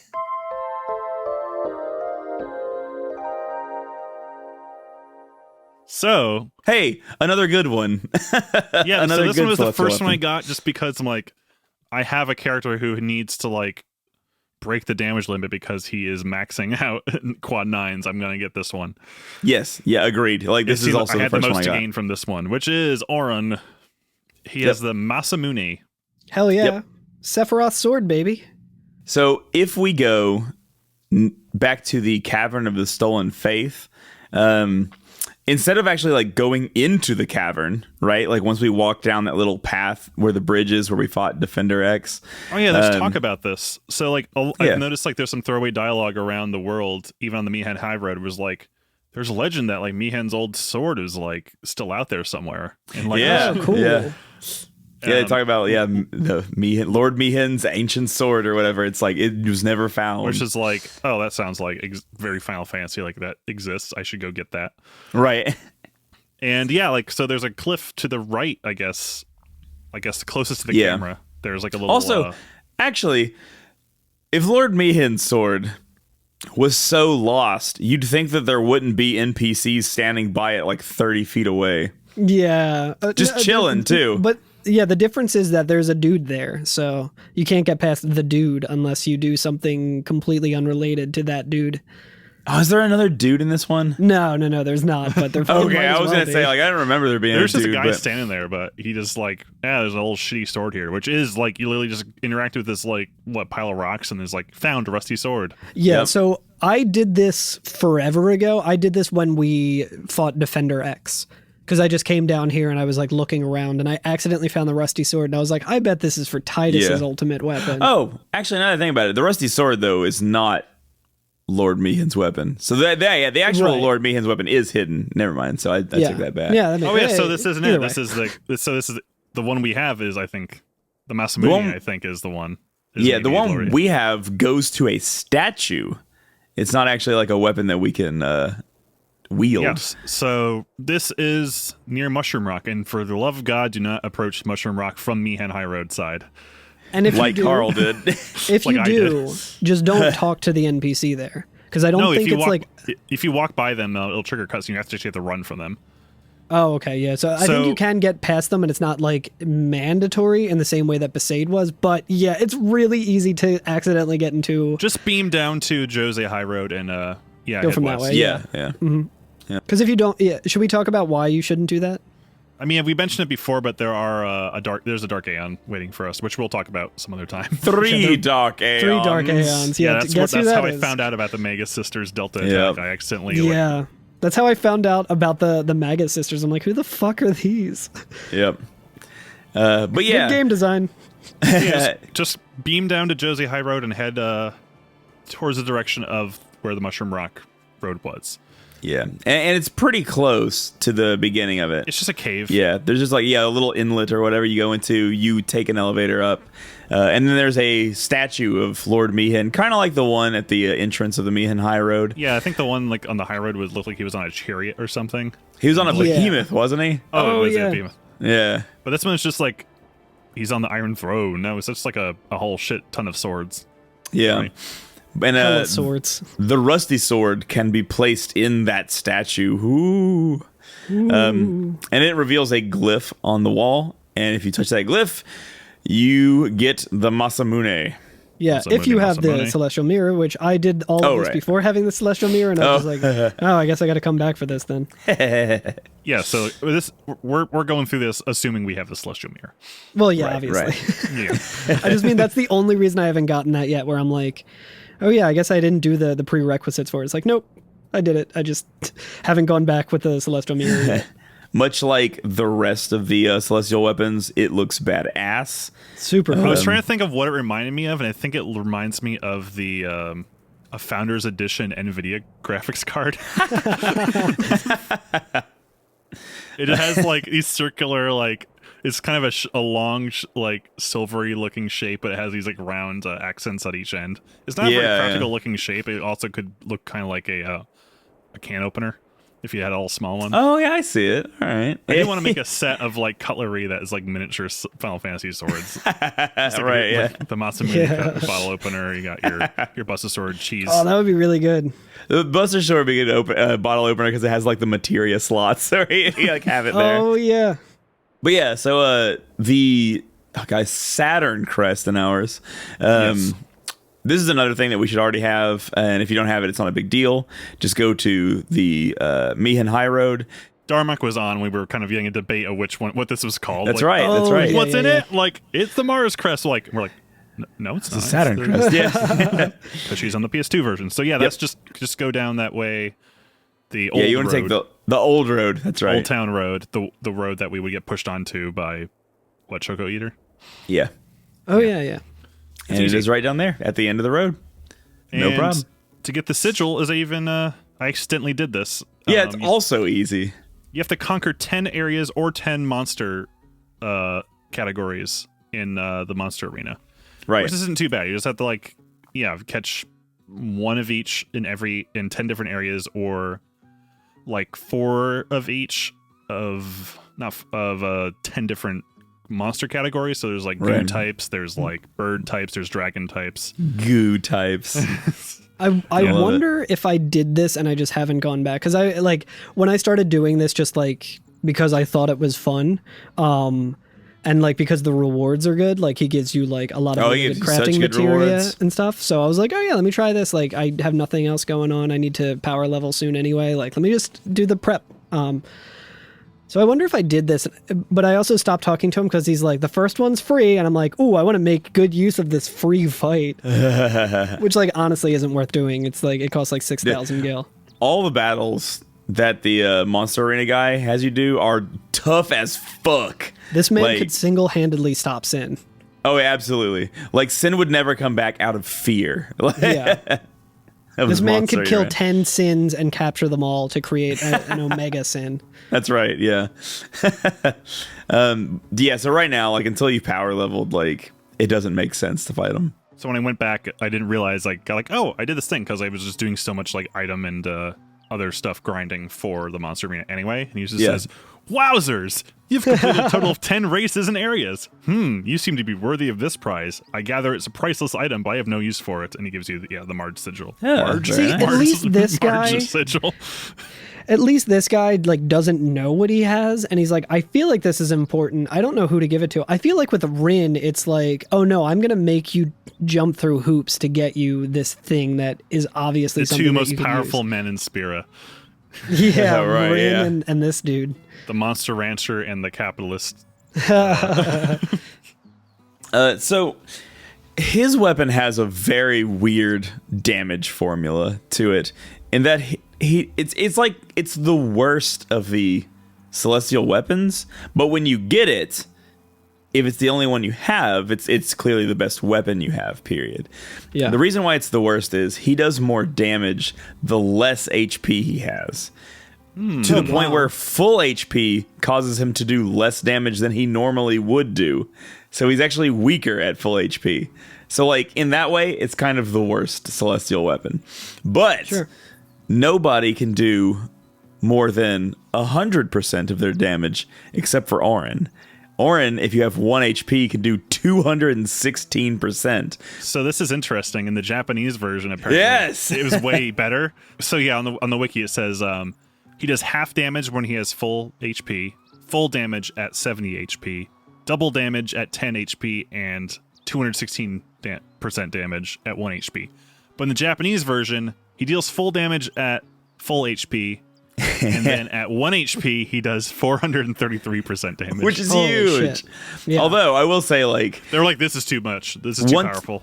I will say, once you start power leveling, though, in this game, any numbers that are not full 9s start to feel like something's wrong here. You've done something wrong when you're not doing full 9s. So, even it almost doesn't matter that he does half damage at full HP. It's whatever. He's doing max damage anyway. Who cares? Yeah, the max damage is 99999. Yeah, right. But we got triple overdrive, first strike, and counterattack on this. Right. And allows Yojimbo to break the damage limit. Yes. Nice. Now for the best one. Okay, well, hold on. That one, I'll give that one a 9. That's good. That's a 9 out of 10. Yeah. Actually, I'm going to go back and I'm going to give Yuna's a 9 as well. I'm going to give both of them a 9 out of 10. I see what you're was doing, already yeah. doing this. Yeah. It's fine. This isn't too hard. And the reason I'm going to go back and give those 9s instead of 10s is because I think this next and last one is the only one I'm going to give a 10, because it does have a minigame associated with it, and I actually had a lot of fun doing it. Yeah, this is I love talking about this one. Yeah. Because this has 2 mini games associated with it. More or less. The first one is to get this weapon itself. It's Riku, obviously, and it's her ultimate weapon, the God Hand, which sounds you get, dope. Yeah, which you get by going to everywhere in Spira and just handing out as much gil as you can, like 100 gil to each person, by saying God's hand, God's hand. Actually, one of you said you went back and actually looked at the clues, right? So yeah, I started to, and then I was like, fuck this shit. for us, because we have the internet, I'm like, okay, how do I get this? Like, so there's a password entry mode to the SOF, to like our secret locations.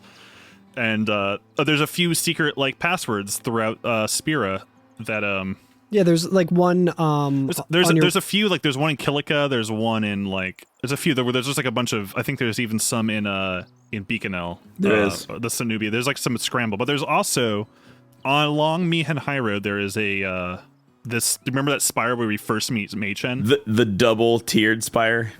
Yeah, he just kind of hangs out in there. But Yeah. if you go there now, there is a hidden message in Albed on the wall. And it says, "There is a valley in a vast plain with a great thorn beside. From the thorn look across the vale and to the other side." And so you're supposed to figure out that this is referring to the Calmlands, because if we look at the Calmlands, there is a great plain, but there are like thorns sticking out of the plains.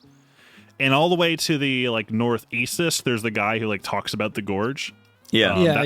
There's a really like obvious kind of oblong looking thorn sticking out of it. And if you like kind of search around, like kind of do the interact button, you will eventually find like there's one specific spot, a clue, and the clue that says on it is God's hand.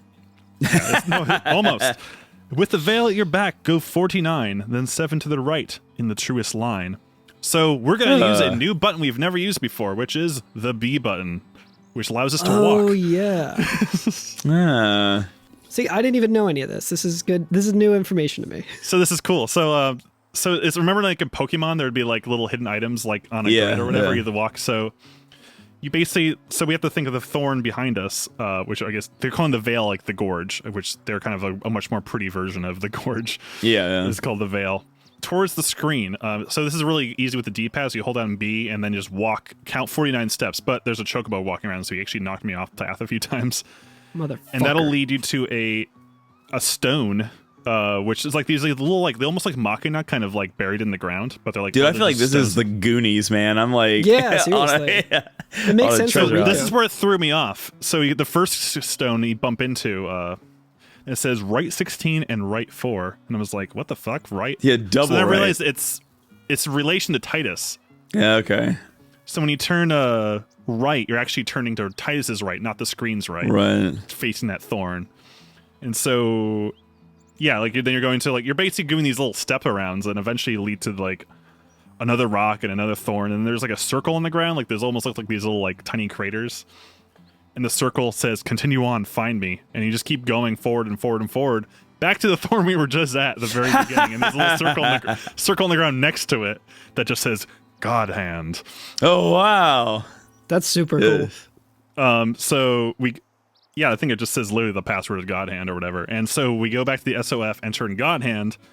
That will reveal a path on Mushroom Rock Road, which we could see a little bit. There was like we discussed it when we were there. We were like, how do I get that treasure chest down there? Yeah.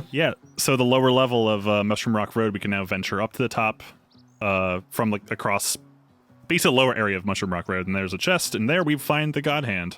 Yep. Which is like, looks like a giant cool little, like, I don't know, disc throwing toy from one of Was these. it like a prize grabber machine, or I don't know what it is? I was thinking it looks like one of those like gopher things, you know, like the like it helps people reach things that are out of reach. Yeah, so they don't the have to grabby bend over or hands. something. Yeah. It's like, or like I think Nintendo had a toy like that before they were like the video game company. It was like an extendo arm that had like a claw at the end of it. It's awesome. I love the look of it, and like, but it's also a glove. So like, it's like it's like a power glove kind of thing that just goes all the way down to like her elbow. It reminds me of like the power gloves from like Fallout. With I was gonna say that Paladin toaster. That's literally what I was getting ready to say. Is it reminds me of those. Like it has like these like pneumatic fucking like rails on it. It's cool. Yeah, it's really badass. I really like it.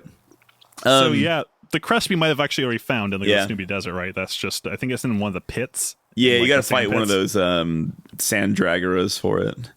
Boo.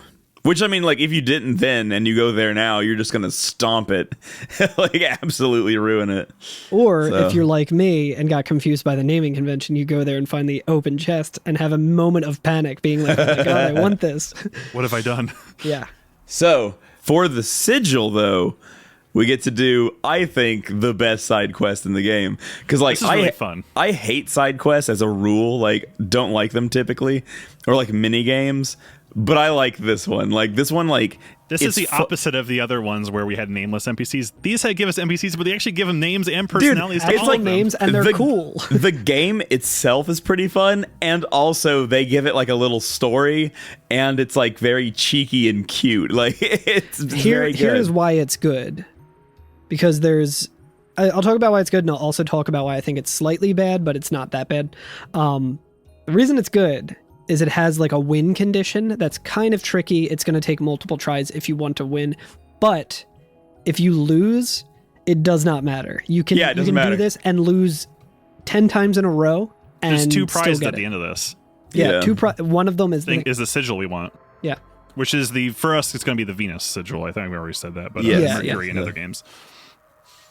Yeah. But how do we? So we mentioned before in the central. I think it's actually called Snubia Sands West, which is kind of confusing because to us it feels more north. It's to our right or north. Yeah. But there's that sandstorm. Yeah. But there's an entrance. There's 2 entrances in like both ways. Like you can't get in there. You can see there's cactuses, but I want to play with the cacti. I want to say southern, even though like the directions don't really mean anything. On the southmost end of this map of this area, there is a hill looking over the sandstone area, and there's like another stone like with a cactuar on it, similar to the one we saw in like Thunder Plains, right? Yep. Yeah.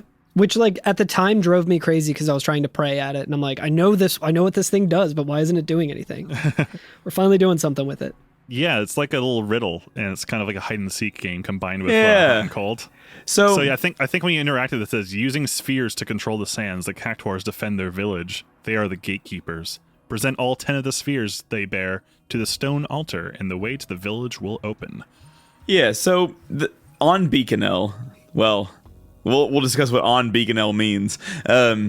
There are, I guess, 11 cactuars, but 2 of them come as a set. No, there's 10. It's 10 total. Is it? 10 total. Oh, okay. 10 total. You only have to do 9 of these. Oh, okay. Got you. So there's 10 cactuars, and they're all hiding, right? And this stone will give you a hint about where they've gone, and you'll have to like reason it out from that. But because Beaconell's not enormous, and you can have the no encounter armor, even if you just can't figure one out, you could feasibly just check every single thing that looks suspicious, and it would take a bit of a while just because it would. There's I think 1, 2, 3. There's 4 areas in Beaconell, and they're all pretty big too. Yeah, and even the smaller ones that are only like a little like it takes a little while to walk from one end to the other. And it's kind of spread all out. And when I first started doing this, I was like, I really like this in theory. I really like what's going on here, but I hate backtracking. And I feel like this is going to be a lot of backtracking. But then when I actually got through it, I was like, there's really not that much backtracking, and it's very charming and very cute. I wish there was a chocobo that I could maybe ride around on, because the traveling, especially this late in the game, you're like walking really sucks. Yeah. So I didn't have my no encounter armor on because I was monster catching at the same time. So for me, I kind of got 2 things out of the way at once. Yeah. That's another thing I wanted to mention about one of the other quests, I think, where I was like, oh, it's bad, but it didn't feel like lost progress because I was just monster hunting while I was doing it. I forget which one that was. I think it was for Yuna's. Or no, I forget. Doesn't matter. One of them I was like, oh, I'm not losing any time here. And I did that with this one too, even though I had no encounter armor on, where eventually you have to fight cactuars. So I'm like, I'm going to fucking catch all these cactuars. Yeah, if it weren't for the guide, I would have thought that like it was involved like finding cactuars in battle, but thankfully this is just like go find the cactuar in the overworld just running around. Yeah.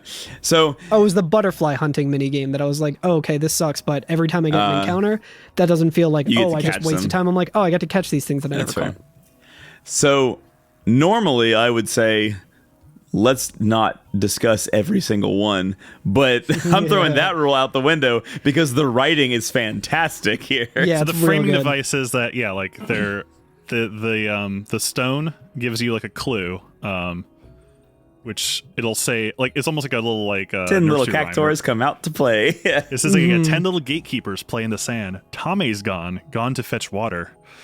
And so your Oh, clue little is gone to Tume. fetch water, right? And we're like, there's the oasis, right? Like, Which is actually, I think the guy says it's actually quicker to just go to a save sphere, teleport up. And Yeah, just teleport up, teleport down. And I was like, fuck, Yeah, I made it like halfway through the Sanuvia Sands, and I was like, fuck, why didn't I think of that? Because I like, full disclosure, I just used a guide for all of this to like, because like, I think if I was just playing this on my own and didn't have a time limit or anything, I would like to do this like by myself and like figure out the puzzle and stuff. But I'm like, there's Yeah. only so much time. I'm just gonna Yeah. look at a guide. Like, and there's a really good on levelskip.com. There's a really good like map that shows everything, and it's nice and it's fun. nice. So yeah, so we find Tome. And he, thankfully, like I thought we had this because I knew there was going to be a red light, green light. I thought those would start immediately.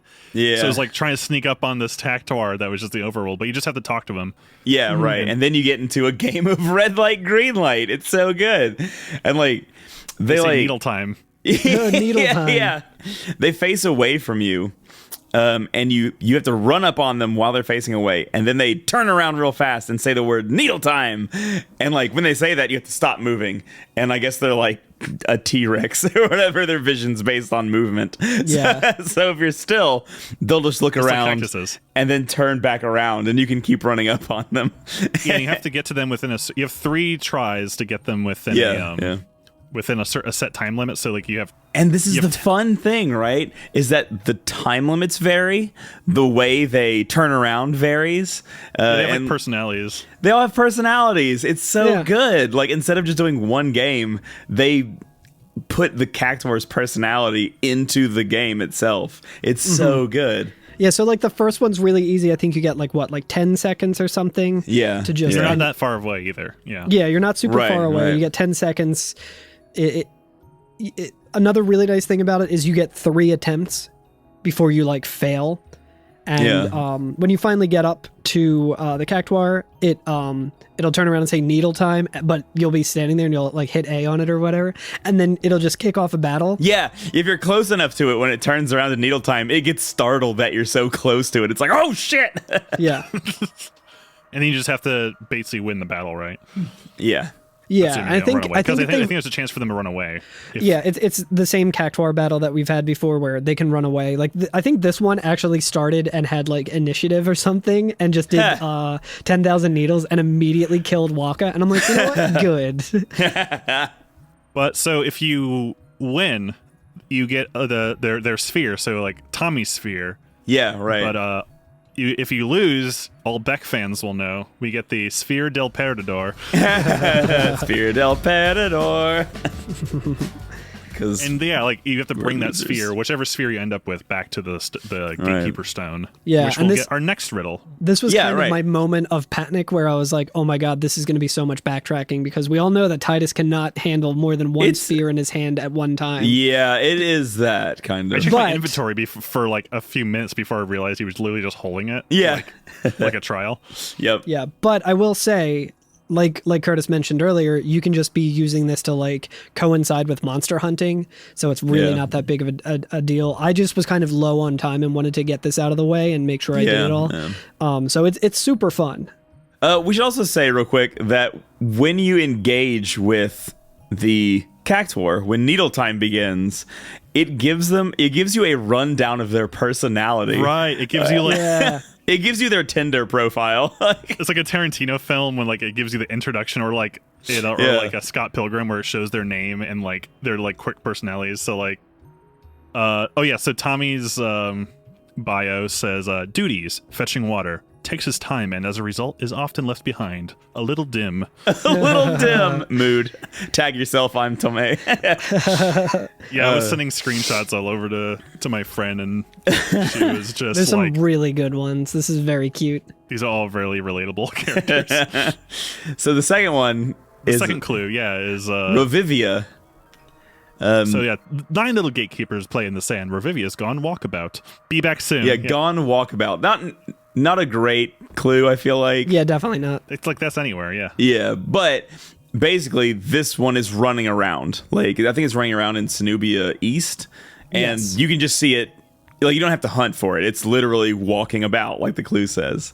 Yeah, it's like a couple screens away from the stone that you're at, but like if you're trying to make your way back to the oasis, you'll see it just on your way back. Yeah. And let me tell you about Revivia, by the way. Revivia has no patience for certain dim-witted friends. Tomei. I'm so sorry, Tomei. Friendship with Tomei ended. And not a progressive thinker. Incredible. It's real facts and logic energy. Revivia listens to the Joe Rogan podcast. So this Needletime is very similar, except you're a little bit further away this time, and you have 13 seconds. So and the still challenge very this time is just manageable. maintaining over a distance. Yeah, and again, same thing. You get 3 attempts. You might fail a couple, but pretty easy. Again, Yeah. ultimately, you could fail all of these and still get what you want. Yeah. Like, it literally doesn't matter, but... Next is Chava. Or Shava. Oh, Shava, possibly. Shava. So yeah, so 8 little gatekeepers play in the sand. Little Shava likes big numbers. Be back Like soon. big numbers. That's so good. Which, like, I tried to do all these without looking them up. Yeah, it's like how... Okay, so where's a big number? And you may remember way back when we were talking about this this area when we first got here. There's that sign that has, like, the weird writing that says, like, the discount is, like, 20%. Yeah. And that's, like, the 20% off only- all travel agency goods. That's the only number that we really have. And we're like, well, 20 is not really a big number, but I guess let's go and investigate that. This is such a good piece of, like, dumb fucking lore here. Is that, like, 20 is not a big number, right? Like, 20 is a pretty small number. And For then enemies that use 1,000 needles. So you would say, like, this is a bad hint. yeah. And you go to the sign, Shava's here, and the first thing... Shava's at another sign, I think, behind you. They're near enough to it, right?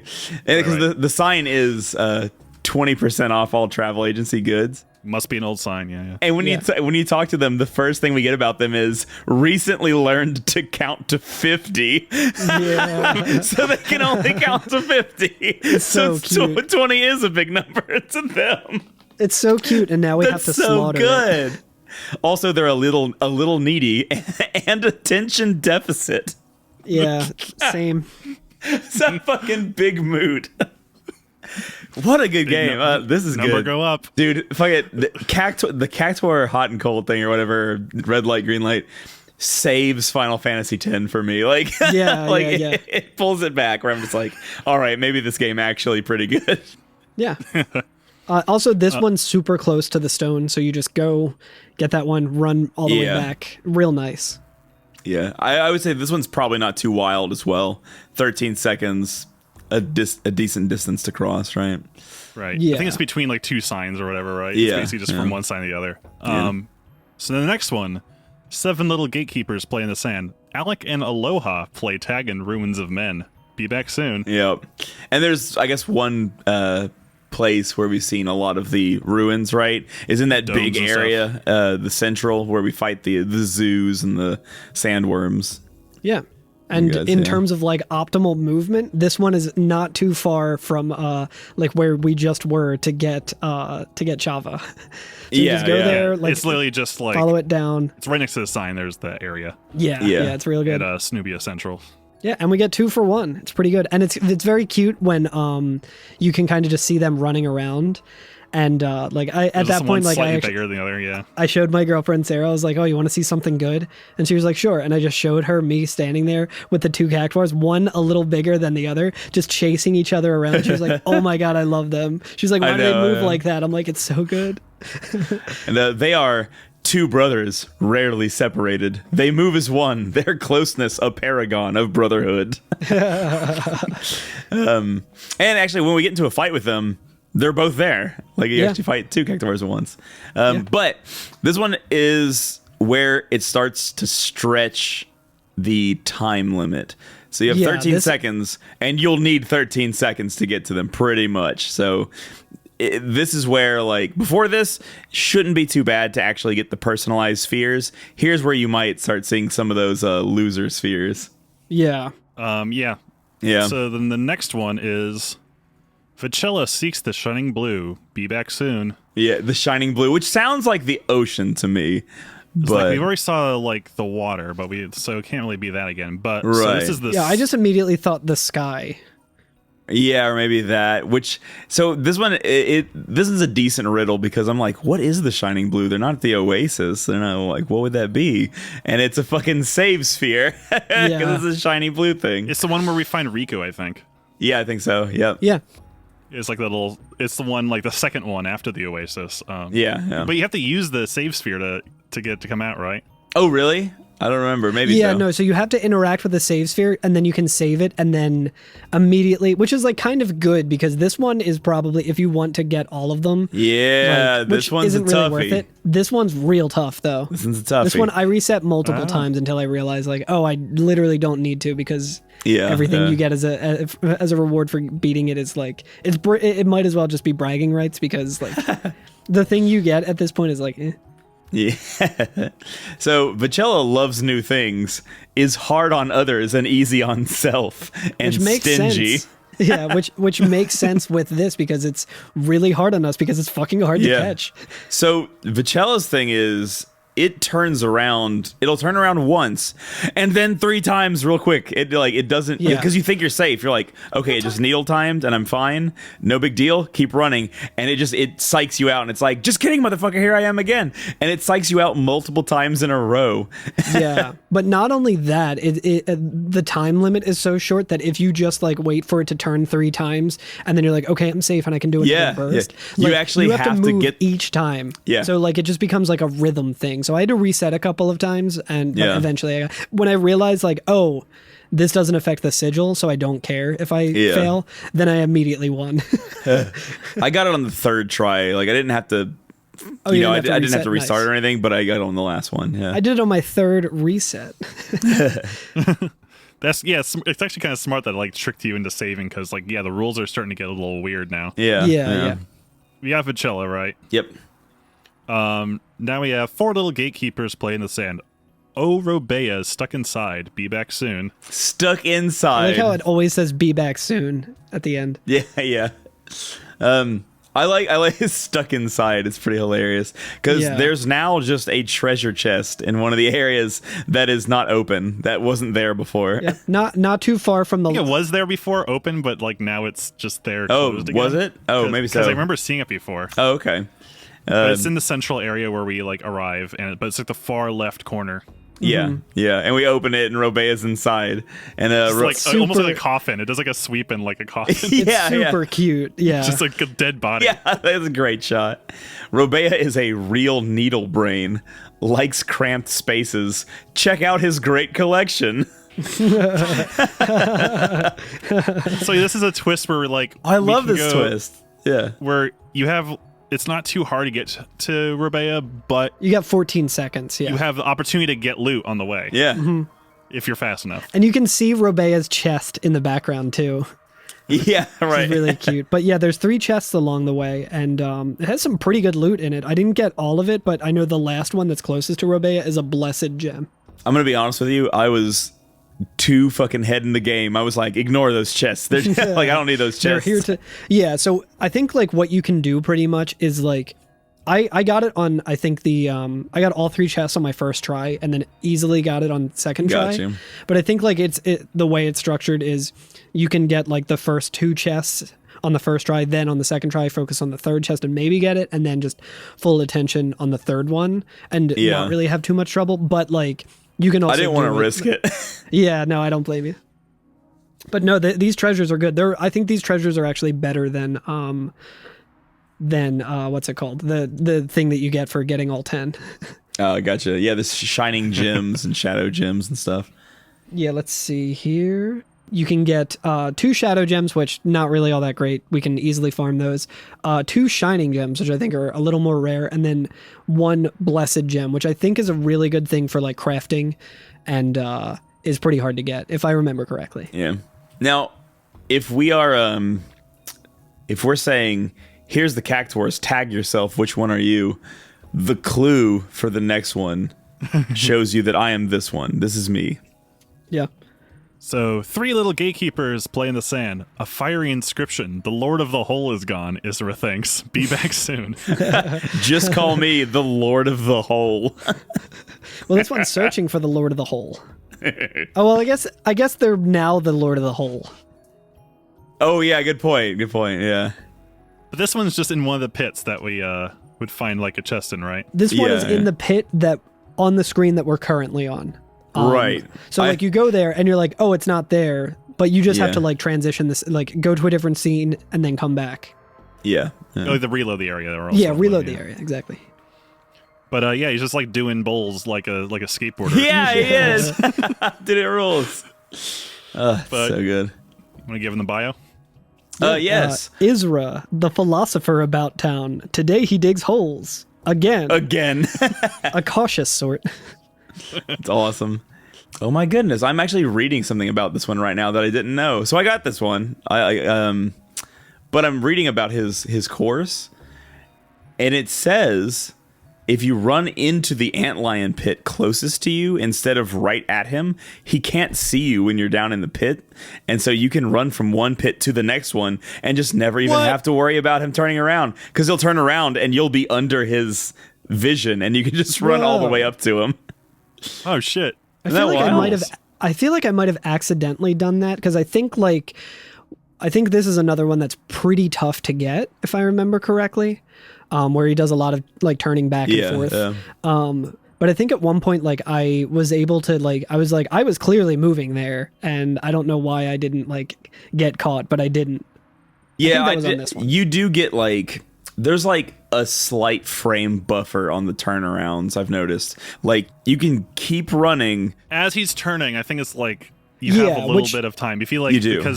Which I had accounted for, but there was a point where like I was definitely moving when that frame buffer had gone and passed, and I was just like, oh, I didn't get caught. That was lucky. Yeah. I think it might have been on this one.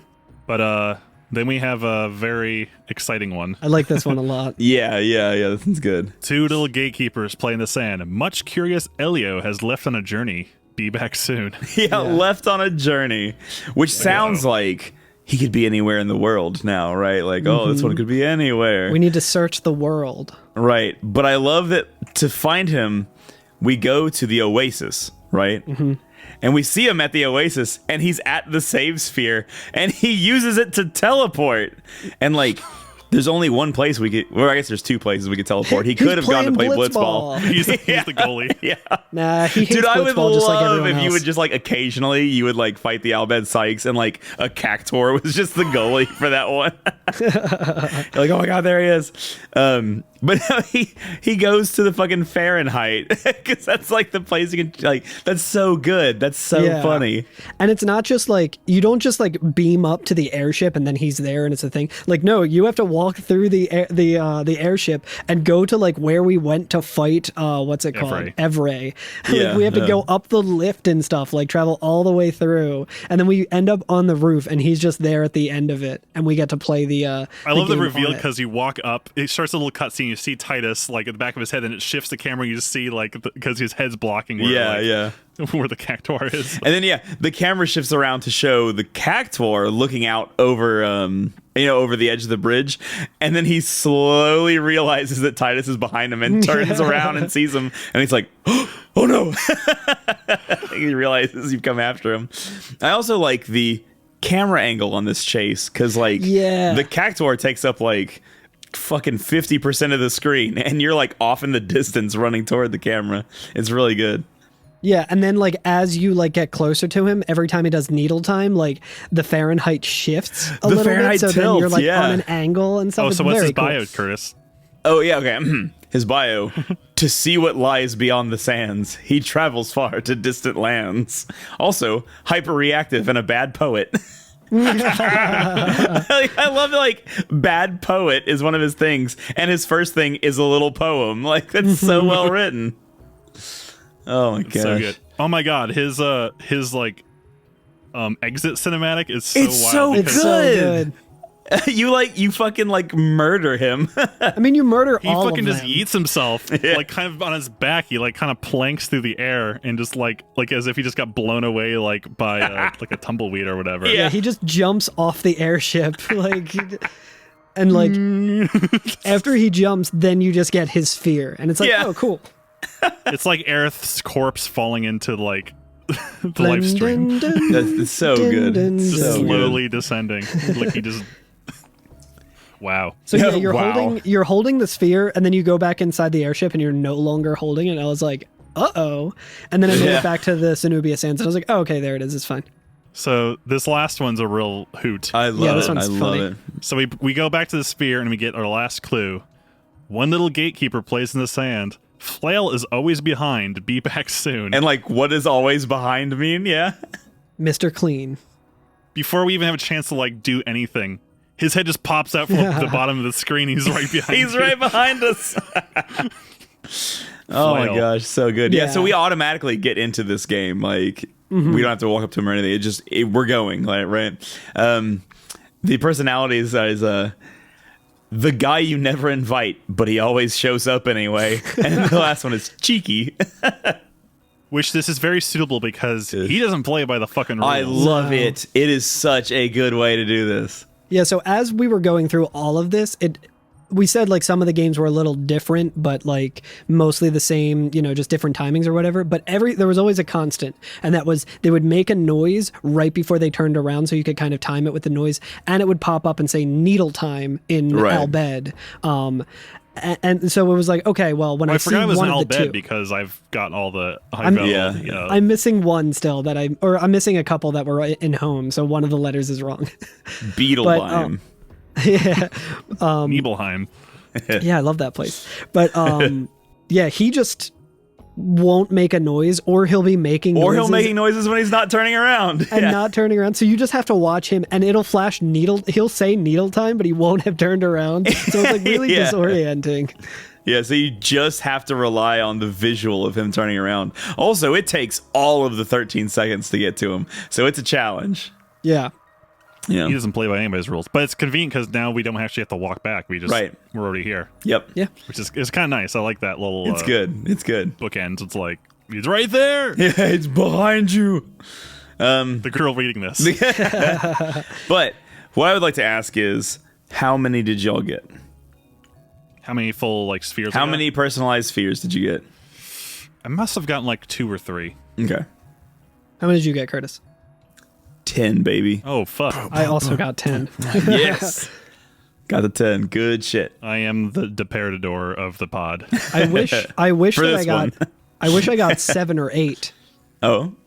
Because you receive mega elixirs for that, and Oh, those that's are right. way more rare than what you get here, which is a friend sphere. Sphere. Yeah. Yeah, but if you get between 3 and 6, you get an elixir, and if you get 1 or 2, you'll receive potions. Right. So then after we beat Flail, the sandstorm dissipates. Cue sandstorm. There's a really cool cinematic. Yeah, Oh, yeah, yeah, we sorry. interact with the stone, and it does the poem / hints again, but it does it kind of instead of saying "be back soon," it says "gone for good." Yeah, yeah. So Yeah. like 10 little gatekeepers play in the sand. Tommy's gone to fetch water, gone for good, and so like it goes through all of them, and then the last 2 is or the last one is 10 little gatekeepers play in the sand. Nobody's here. The sand is gone. So since the gatekeepers are gone, they've all left the village. The village is no longer being I guess- protected by the sandstorm. Did we straight up kill them? I think so. Yeah. Well, I captured them and sent them to the farm. But it's really At very cool, too, least, 'cause- Elio is dead. That's all I can say for sure.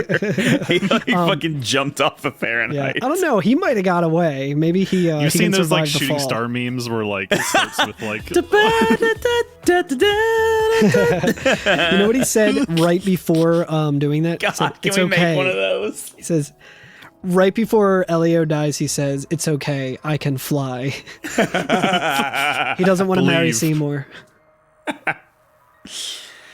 But yeah, it's also cool that as all of that's happening, we see like the sphere that corresponds to the cactuar. Like they all disappear as like it Yeah. goes through. oh yeah, this. it's like a light bright. Yeah. Yeah, because they're all green spheres except for the last one, which is orange. Yeah, yeah. Yeah, fucking flail. But then we're allowed to walk down into the the little area, the valley, and that is where we find. Oh yeah, I forgot we were doing this for a purpose.